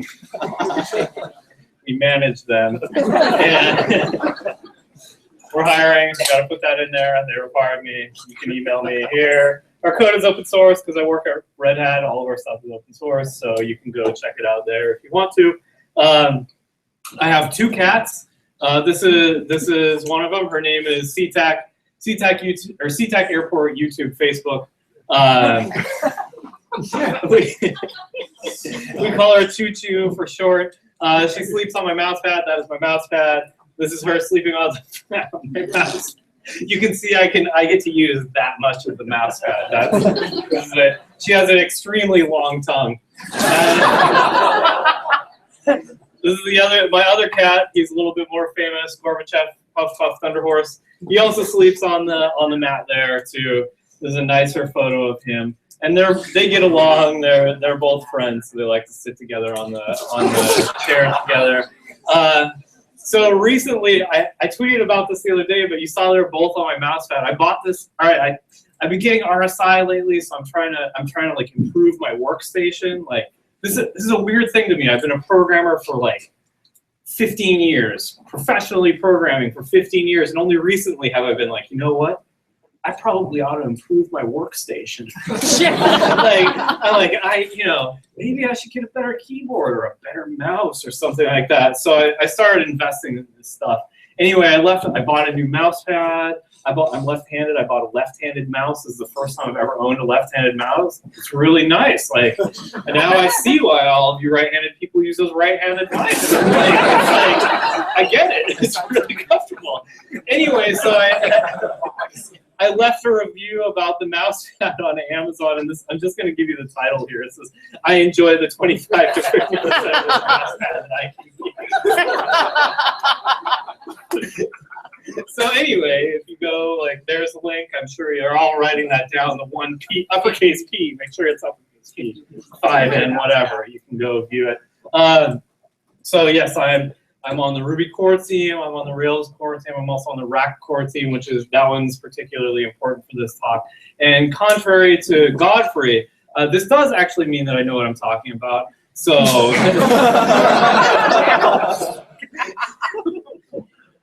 anyway, happy 13th birthday to all of you. Really great. You're now a teenager. So I want to cover. I need to cover a little bit how I was invited to this talk. So first, I'm going to start off with this. Jonan invited me to speak here, and this is what he said. I'm a bad person. I should feel bad. Well, let me give you a little background on why he said this to me. So he invited me to speak here, and then he sent me these messages in Slack, and I don't know if you can read it or not. I'll read it. He says, so are you in and out next week, or do you have time to play Magic? And I said, well, I'm just in and out. I have to work tomorrow. I have a job, right? I got to work. And so he's like, well, I didn't realize one of my best friends is having a birthday party, so I guess I'm going to have to skip. I'm going to have to skip the meetup. Kind of a jerk move to invite you down and then not hear your talk. And I was like, this is a direct quote from Jonas. And I just want to say yes, Jonan. That was that was a jerk move. So I think we need to now always refer to Jonan as Jonan invites people to events and then doesn't show up. It's okay. Arguing. It's fine. It's really fine. So okay, my topics for today. I am a Ruby programmer, but we're going to be focusing on the web stuff today. And okay, I apologize. You know, this is the first time I'm giving the talk, and also I didn't realize it was going to be widescreen, so I converted everything to widescreen. So I'm sure all of my transitions are going to be messed up, but please bear with me. All right, so today we're going to be talking about HTTP2. We're going to talk about rack, and we're going to talk about Rails' request and response lifecycle and Rails rack HTTP. This stuff we'll talk about. We're going to talk about HTTP2, like specifically what it means to us as developers. So I want to talk about HTTP2, and the thing is, like, I tried reading the spec, and I have like the shortest attention span in the world. I cannot pay attention. I tried reading this thing, and I was like, no, I can't do it. So I actually started working with it and trying to build applications with it, and I want to talk about HTTP2 from an application developer's perspective. Like, how are we actually going to use this? How is it going to impact us as web developers? Because that's what I really care about. The giant freaking RFC is like, no thanks. I'm tired of that. So let's talk about the benefits. Benefits of HTTP2. Some of the benefits are it's binary, which not always benefit. It's a binary protocol, which means it's more compact over the wire, so we can get better transfer rates. It's easier to parse, so because it's a binary protocol, it's easier to parse. We only have one particular code path. Any of you that has tried to parse HTTP 1.0 or 1.1 will know about how annoying this is, that protocol is to parse. It is also multiplexed. So what this means is that normal HTTP has to open many sockets to your web server. So for example, somebody comes to your website, they're fetching a bunch of assets from your website. The browser will open up tons and tons of sockets to your server, saying like, I need a bunch of these. All right. HTTP2 will not do that. It only opens up one connection to your server and multiplexes all of those requests. And what I mean by multiplex is it's just doing multiple requests and responses over one socket, right? And we'll look at some actual code that uses that later, so you'll kind of understand a bit better what I mean. It also does header compression, so it takes all of your HTTP headers and compresses those and saves data over the wire. It also uses SSL. And I put a little star by that. It doesn't have to. Earlier versions of HTTP2 required SSL. The final one does not. But what's interesting about this is when I was testing it, browsers, so right now the only released browsers that supported are Chrome and Firefox. And those two will only do HTTP2 over SSL. So even though the spec says it doesn't need to be over SSL, browsers only support it over SSL today. Now the big thing is, in my opinion, is server push. This is one of the big features of HTTP2, and what this means is we can say on the server side, like, hey, I know you're going to be needing these particular files. I want to push them out to you, so I'm going to give them to you in advance. So rather than the browser having to parse your HTML and see, oh, you're using all these CSS and animated GIFs and stuff, I better go download those. We can say no. You're really going to need that, animated Justin Bieber GIF in advance. So we give it, you can send that down. So the way you can tell that you're using H2, I'm going to call it H2 from now on because HTTP2 is too long to say. I kind of struggled with this at first, so I am sharing it with you so that hopefully you don't have to struggle in the same way that I did.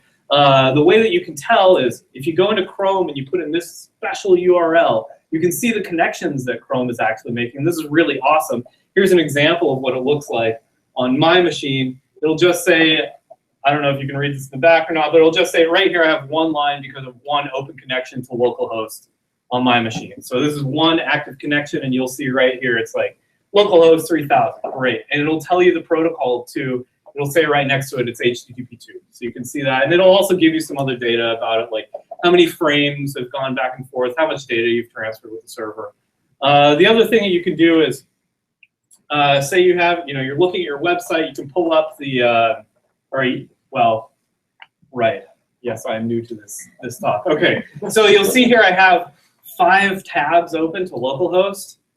And if you looked back in the connection settings, there was only one connection. I thought this was really cool, is that both Chrome and Firefox are smart enough. They know, like, oh, you have 5 or N tabs open to that particular website. They're still only going to use that one particular connection to communicate with that website, which I think is a really cool feature.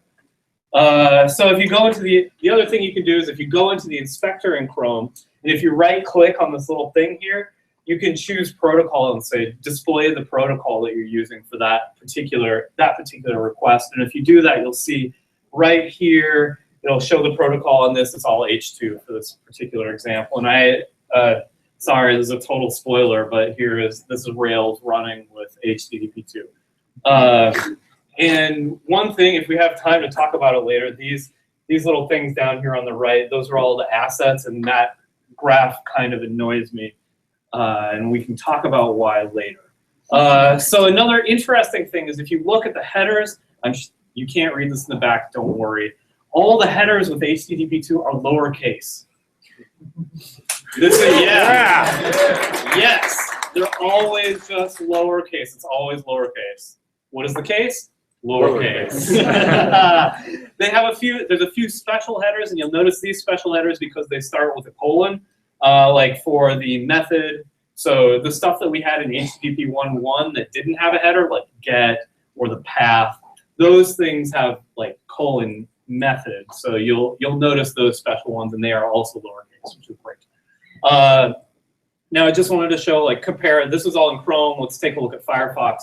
Firefox is a little bit more difficult. It doesn't show the stuff on the. I couldn't find a protocol column. But if you look at if you click on a particular request and you look at the headers, you'll see one that says X Firefox Speedy H2. And this is super annoying. Like, this is actually really annoying to me at first because A, it's not lowercase like these ones below, and B, I didn't send that from the server. Firefox just inserted that to say, like, hey, you are using HTTP2. Good job.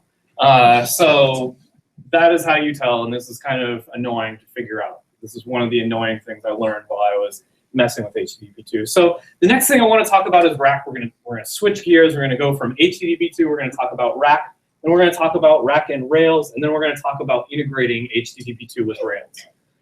So this is what the rack API looks like today. So this is a rack application. You're probably all familiar with this. A rack application responds to call. It takes an environment and then it returns an array. The environment is just a hash that contains various information about the request. And this array that you return is a response, and that has the status, headers, and body in it. And the thing is, this works. This API works. This API works, and this API is also successful. It's very successful, and I think one of the reasons it's very successful is because the API is easy. And it's a really easy API. We can all look at that and grok what it does. And the thing is, though, I don't think that easy API is the main win that rack gave us. The main reason that rack is so important to us is because it avoids this problem, which is what I think of as an explosion of dependencies. What rack really is doing is implementing an adapter pattern. And what I mean by this is, so let's say we have a whole bunch of web servers like Unicorn, Passenger, Puma, all these web servers, they write to rack, they present a rack-compatible API, and then application frameworks like Rails or Sinatra can write to rack on the other side here, and we don't have to have a whole bunch of different gems. Imagine if we had a whole bunch of different gems for each of these. We would end up with something that's like, Unicorn Rails, Passenger Rails, Puma Rails, WebHook Rails, every single possible combination of web server plus application framework. We would have to have a gem for those things. And this is really the problem that rack solves. We don't have to have all these gems. They all go away. It's really nice. So the next thing I'm going to do here is a little bit of, I guess it's not trolling. This is a serious thing to me. This is a comparison of Node.js and rack. So this is Node.js, a very basic Node.js example, and this is compared to our very basic rack example. The upper part here, you'll notice the main differences here. Node takes a request and a response object, and it actually writes to those response objects and reads from the request objects. Where we have a hash and we return an array of junk. So we'll just look at this. Just bear this in mind, right? All right. Next thing I want to talk about is rack middleware. Now, an interesting thing I noticed playing with Node.js, and I'm sure many of you have played with Node.js, is you'll notice that Node doesn't come with anything. If you just install Node, there's no such thing as middleware. Right? You have to install something like Connect, some sort of framework that you have to install along with Node.js. Where this isn't necessarily true with Rack. When you install Rack, it comes with a bunch of middleware, which I think is interesting. So we're going to talk about Rack middleware, or what I like to call all those effing frames in the call stack when I do puts caller in my controller. So I spend a lot of time looking at Rails and looking at ways that we can improve performance and debugging it, and I do a lot, like I look at a lot of call stacks, and this just annoys the crap out of me. So how does middleware work in Rack? We looked at Rack's API. This is the very basic API, and the way that middleware works in Rack is essentially each Rack middleware contains a reference to the next one. So you'll do something like, okay, we'll initialize foo is now a middleware. It contains a reference to the next. Maybe it's an application, maybe it's a middleware, we don't know. It's going to contain a reference to that. And then when it gets called, it's going to maybe do some stuff, call the next app, do some other stuff, and then return the response. So the middleware is all entirely stack-based. So what I want to do is, and this is where we get to the extremely, extremely boring part of my presentation, is that we're going to look at every single middleware that Rails provides to you by default in development. We're going to look at every one of them and talk about what they do. And this is an application with just one resource, okay? It's got this resources post, and what we're going to do is we're going to run a request. Imagine in our head we're running a request through the system. The request is going to be get users, and we're going to talk about everything that happens between the web server and your controller, and we're only going to talk about middleware. We're not going to talk about the other stuff. This is only middleware. So the very first thing that happens is the web server parses the information from the request, turns it into that end hash, and then feeds it to us. And now we get straight into Rack middleware land. And the very first thing that it hits, is an instance of Rails application. This is the very first thing. This is your app. So it's not actually Rails app. It's your app. Your app subclass is Rails application. It'll be your instance of that. So great, we're done, right? We hit the app, good to go. No! So this is what your application looks like. There's actually two calls in it. I included both of them because there's a call to super. So basically what we do is immediately we allocate a request object, and then for some reason, instead of using the request object, we kind of use it, but then we shove some other stuff into the end hash, and we call super. And then super, what it does is possibly shoves more stuff into the end hash, and then we move on. You'll see here it delegates, right? It's like, okay, app.call. Okay, good. We're on to the next one. We understand that one, great. What is the next one? The next one is called the rack send file. And as far as I could tell, rack send, I'm going to say the phrase, as far as I could tell, many times. This thing is supposed to help send static data. So the content says the send file, or the comment says the send file middleware intercepts responses, something, something, sends something. Now, if we look at the very first line of that, the very first thing that it does is it says, okay, app.call with the end. And then there's a bunch of stuff after it for handling static assets. And then, okay, so what is the next thing that this calls? So this handles static assets. The very next middleware that this calls is action dispatch static. And what that does is handle static content. I feel like we've done this one. Anyway, so this is what the internals look like. So it's doing some stuff with the end hash, and then possibly calling this other middleware, file handler middleware, or it moves on to the second branch and calls the next one. And we're going to talk about the next one. We're just going to move on. I just want you to notice when we're looking at this code, look how much we use this end hash. Look at the strings that we're using to access the end hash. Just think about that for a little bit. Bear that in mind as we look through this stuff. All right, the next middleware, very next middleware, action dispatch load interlock. Now this one's actually new in master, and this one is actually really, really awesome in development, and I am not going to make fun of this one at all. So it used to be that, so Rails, when you're running in development, Rails will automatically load constants for you, right? When there's a constant that's missing, it will load that file for you and evaluate it. Now, we couldn't do that, or we didn't do that in a thread-safe manner. It wasn't thread-safe. So what happened was we had a thing that would just lock every single request. We take out a mutex lock, run the entire request, and unlock at the very end. What this means is, in development, in your development environment, everything has to be served serially.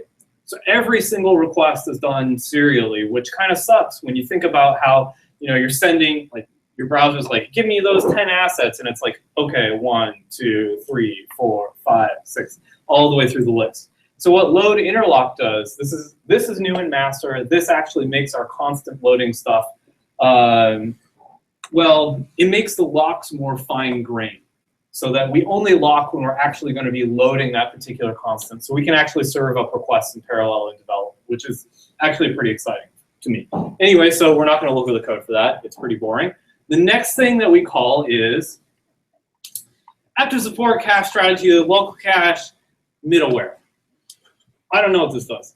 It sets up a cache, is what it does. If you look at the code for this, it's like, okay, set up a new cache, shove it in as a global somewhere, move on with our lives. Then it calls the next one. The very next one is called rack runtime. And what this one does, this one times your applications, how long your response takes. And the reason that we do this is basically so that we can help out hackers execute timing attacks against your system. That's the main reason we include this one. But seriously, I really don't know why we include this one at all. It does. It is actually true. People could use this to attack your website. They could use this to run timing attacks against your website. Though the thing is, it's not granular enough to really give hackers too much information. But I still don't understand why we have it in the stack. I think we could remove it. Anyway, this is what it looks like inside here. We get a clock time. We delegate off to the next application, and then we like stick that in the headers. Right? We stick this X runtime in the headers, which is kind of interesting to think about if you think about streaming, because streaming basically puts off rendering the body. So what does this actually mean? If the body is rendered down here, what does the runtime mean? I'm not sure. Anyway, the next middleware is rack method override. I don't know. It overrides a method, I guess. That's literally what it does. Okay, moving on. Action dispatch request ID. This one is for sessions, I think. No. This one makes a unique ID for a request, but only sometimes. So this is the code for that. It makes a request ID, but only sometimes makes it. I think it's supposed to be unique per session, I think. I don't remember exactly what the rules are behind that, but again, you'll see, okay, it does some stuff, accesses this. You'll notice, hey, we allocate another request object there. That's nice. So then we have rack logger, and I guess this is for logging, so we'll move on with that. And it like adds loggers or whatever, and then delegates to the next one. Our next one is action dispatch show exceptions, which shows exceptions. I guess exceptions are cool, so we show exceptions in development. That's the thing that shows those nice, pretty error pages, but you shouldn't see those because we're testing, right? The next one is we're moving along is web console. We use web console because web console is remote code execution as a feature. It calls the next one. Our very next one is action dispatch debug exceptions, which I don't know what the difference is between this one and show exceptions was. Maybe this one's for debugging exceptions, I guess. I don't know. I thought I saw this one before. Anyway, so moving on to the next one. This one calls the next one. This is for action dispatch remote IP. What this one does is it determines the remote IP address of the person who's making the request. Like, for example, if they're coming from behind a proxy. Like, the proxy might have changed the IP addresses, so you have to actually look at a header in order to figure that out. So it figures out the remote IP for proxy support, I think. The next thing is action dispatch reloader. This is the thing that watches your file system and checks to see, oh, hey, did they modify any particular files? If they did, it's time to go reload stuff. So it reloads code if you change anything. The next one down the stack is action dispatch callbacks. This one calls any callbacks because we need more callbacks and we need more ways to run stuff. besides all of these. This is live, isn't it? Can I swear? I don't know. All right, the next one is active record connection management. This one cleans up your connection pool at the end of the request. So this one releases database connections at the end of your request, and it's very careful to not check out any database connections at the beginning of your request. It doesn't check them out at the beginning. It only checks them in, so we lazily check out connections, right? We only check them out as soon as you need them, and then at the very end of the request, we check them back in. The next one is active record query cache. This one caches queries so that if you execute the same query over and over again, it'll give you the same results each time. It just caches the return value from those. This one is very careful to check out a connection at the very beginning of the request. So you always check out a connection. The next one is action dispatch cookies, which sets any cookies. And remember, these are all calling each other. We're still in the line here. We're going through. The next one is rack session ID, which I'm not sure how this one is different from the other session ID one, but this handles another. This makes an ID, I think, for the session, not a unique ID. This is just a session ID. Then we have action dispatch flash. That sets all the flash stuff on the request. Action dispatch params parser, which doesn't actually parse the query string. It only parses JSON. Huh? Okay. So you know that. This does not parse the query. It only parses JSON. The next thing is rack head. This one responds to head requests. So basically the way Rails handles head requests is it will still render your page. You do it if somebody sends a get or if somebody sends a head request, it'll still render the page. It just deletes the body. That is how it works. Rack conditional get. This one is for handling cached pages, so we don't do everything in case it's cached. Like it handles e-tags, it responds to e-tags. Rack e-tag, that generates e-tags. But I think it may also generate, I don't know. The next one is action view digester. This one eats your code. And then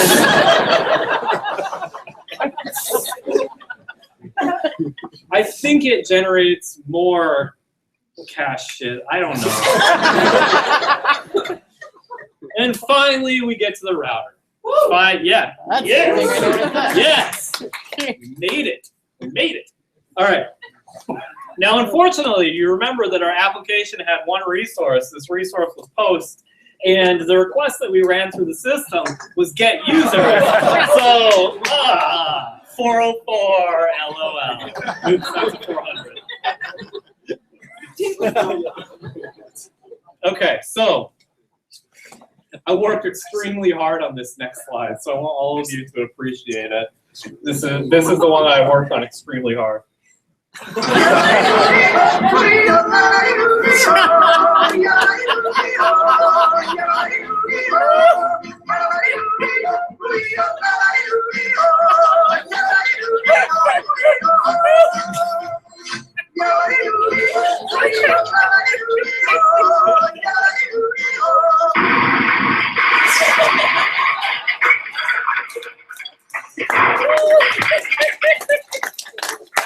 Thank you. I kept playing that song over and over and over again on my laptop to get this time right. My wife is like, "What are you doing?" I'm like, "I'm working."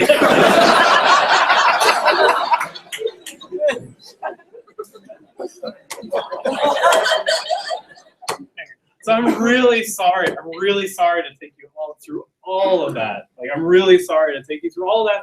But I wanted to make some points about this. The first thing is, why is the router buried so far? We did all of that crap only to return a 404. Really, to return a 404. We're actually we're checking out database connections to return a 404. What? Like, it's crazy.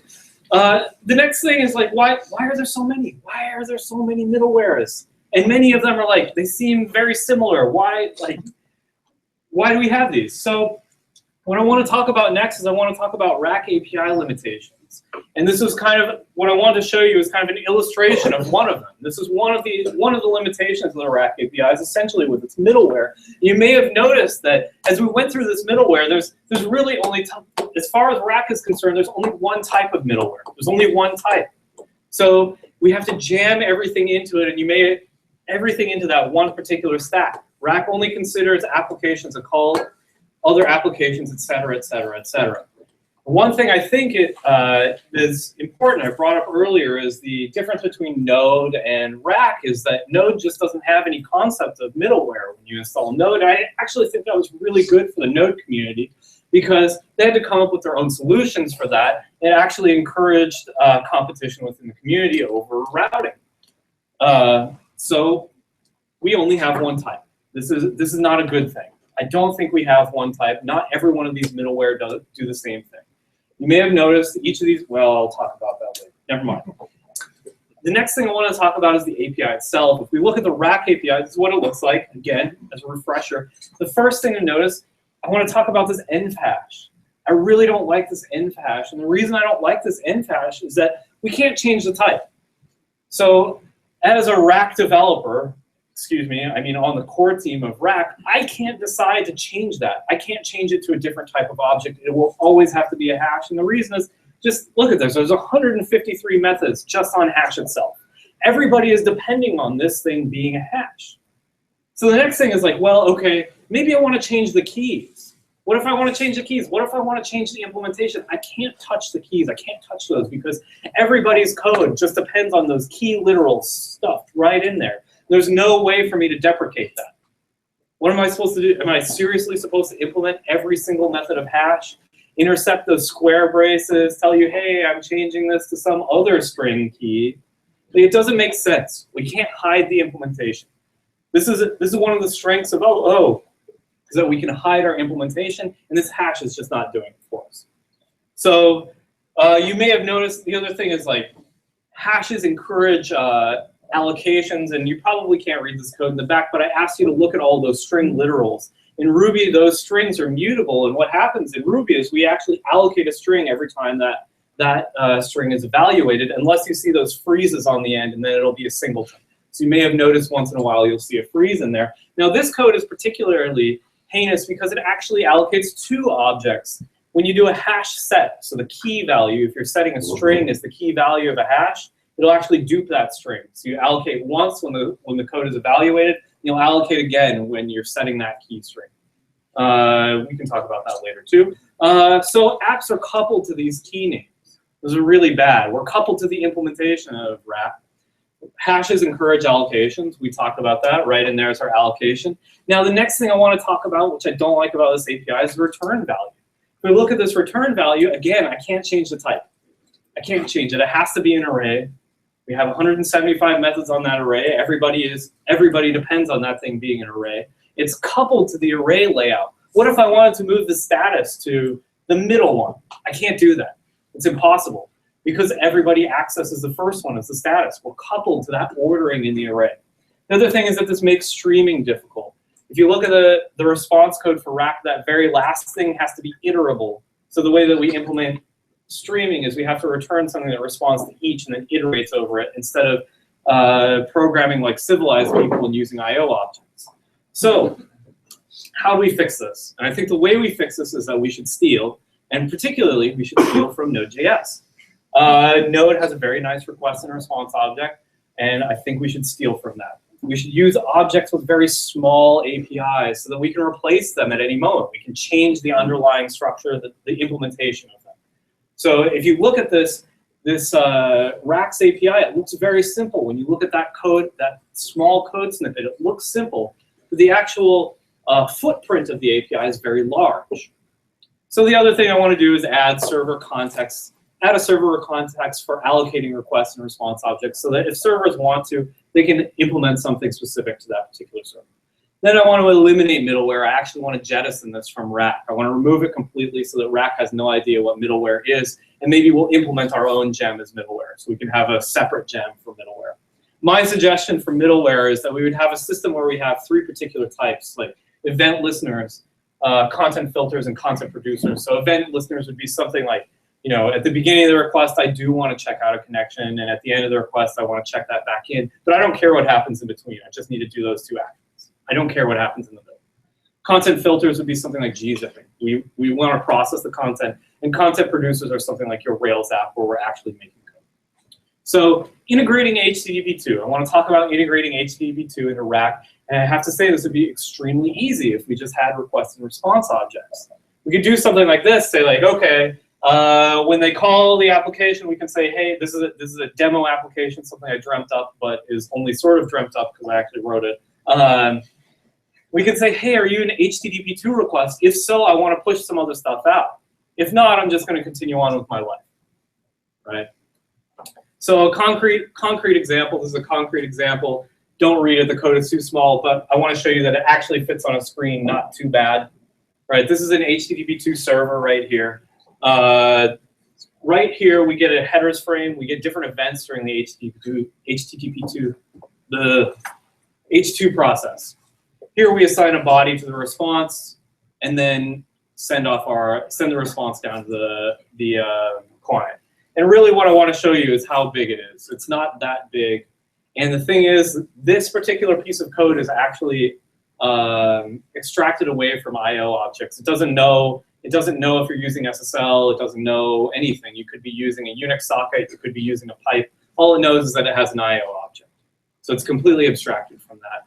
And to integrate this with WebBrick is just this. We say, hey, this is all the code it takes to integrate that with WebBrick. And right here, we can say, hey, are you serving up an HTTP 2 request? And if not, we call super, and it handles HTTP 1.1. But if you are serving up an HTTP 2 request, we respond down there at the bottom. So then I implemented a response object. This is what the HTTP 2 response object looks like. And you'll notice that it just inherits from the WebBrick response. So you can treat it exactly the same way. This is, oh my God, a low program. Well, so then we have a request object, exactly the same thing here. And we can say HTTP true. The superclass implements one that's false. So then we have this. This is serving up an HTTP 2 response. And you'll notice we're getting a WebBrick not found error. But yes, this error is served up over HTTP 2. It just works with not that much code. So I was actually really excited about this. Here's my hello world. Here's my hello world response. It actually says hi mom, because that's what I always put because I love my mom. So I always put that in my puts. I do puts debugging. This is my puts debugging. And one thing I was really excited about is this took 4 milliseconds, so that was kind of cool. So let's look at Rails integration next. In order to integrate this stuff with Rails, which I have done, I then basically take everywhere that we say call with an environment and translate that to call with a request and a response object, and everything that was more of a before and after event type thing and convert that as well. And I just want to give you an idea of what the before and after looked like. This is before, this is a rack lock before. And when we switch to the concept of saying like, well, we recognize there are different types of middleware, this is what the code becomes. That's it. This is the code. We went from 3 allocations down to 0, 8 method calls down to 2, and 1 conditional down to 0 conditionals. It vastly simplifies the code if we just admit to ourselves that there is more than one type of middleware out there. So the conversion looked like this. What was interesting is going through all of these middleware in the system, 12% of the middleware actually allocated a request object, whereas 88% of them just accessed the end hash. And of those middlewares that access the end hash, 74% of them allocated strings. So this isn't just, I'm not saying how many objects they allocated from accessing the end hash. I'm just saying that 74% of them did. So anyway, this is the result of putting all this stuff together, is we can actually serve up Rails responses over H2. So I want to talk a little bit about H2 issues because, like I said, we're talking about this from an application developer standpoint, which is what I am, an app developer. So we'll talk about H2 issues, or as I like to call them, HTTP problems.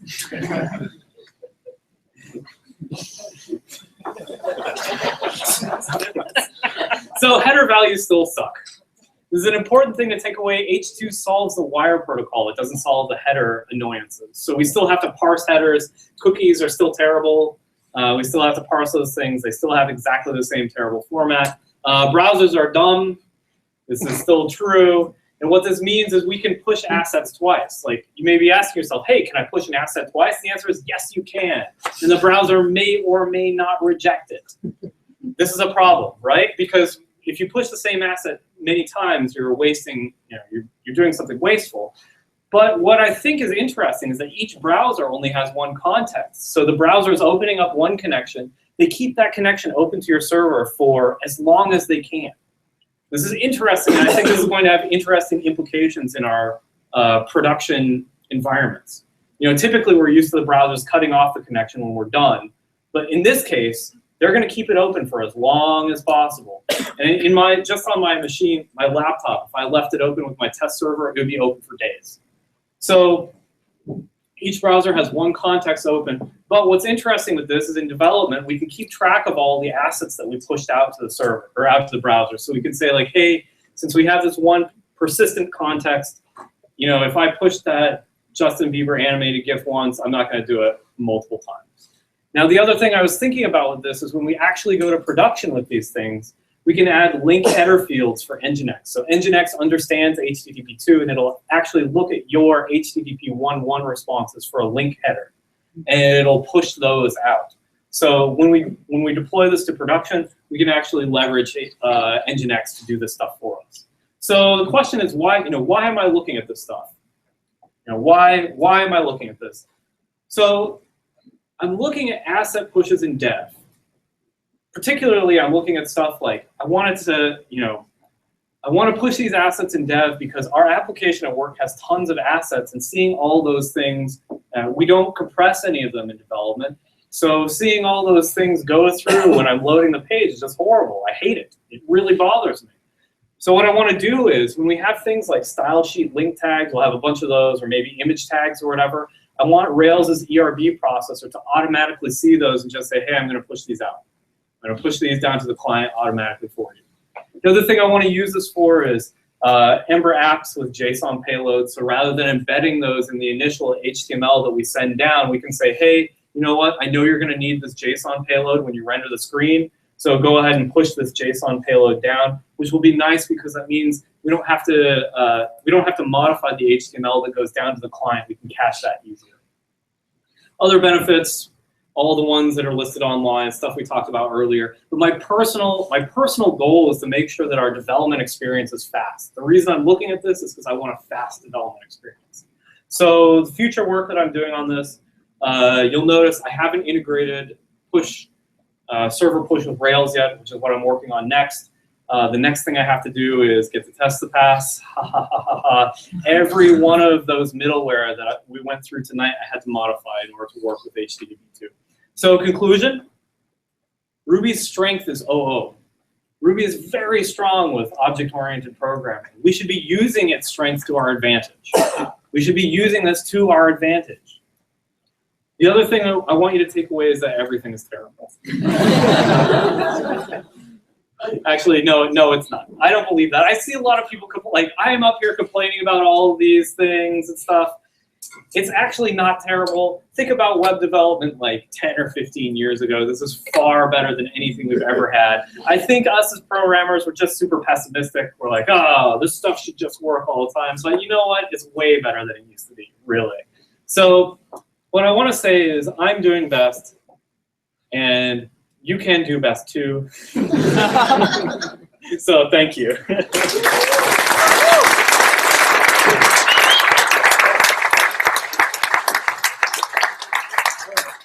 If you have questions for me, come ask me later. Also, I have stickers of my cat that I will give you if you want to say hello. All right, thank you. So we have two things for you because you came down from Seattle. Sorry, Godfrey, you're one of us now. You'll need one gift. I have a Ruby from Sam. And because we know you like Magic the Gathering, we got Aaron a box of Japanese Magic cards.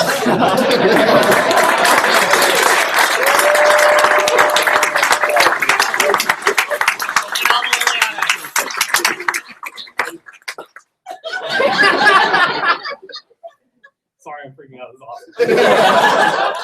Won't even know what Liliana does.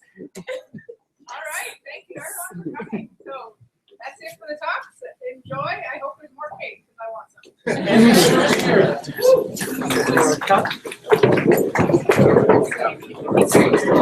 You can open a Liliana and not even know what it does. There you go.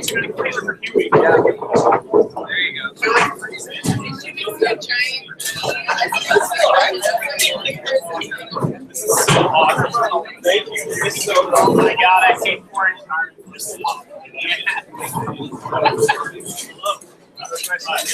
Yeah. Glad the time off been good.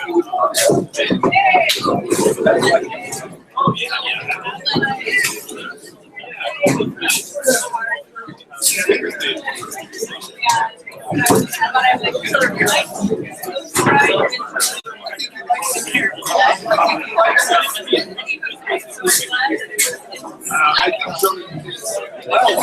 Yes, me too.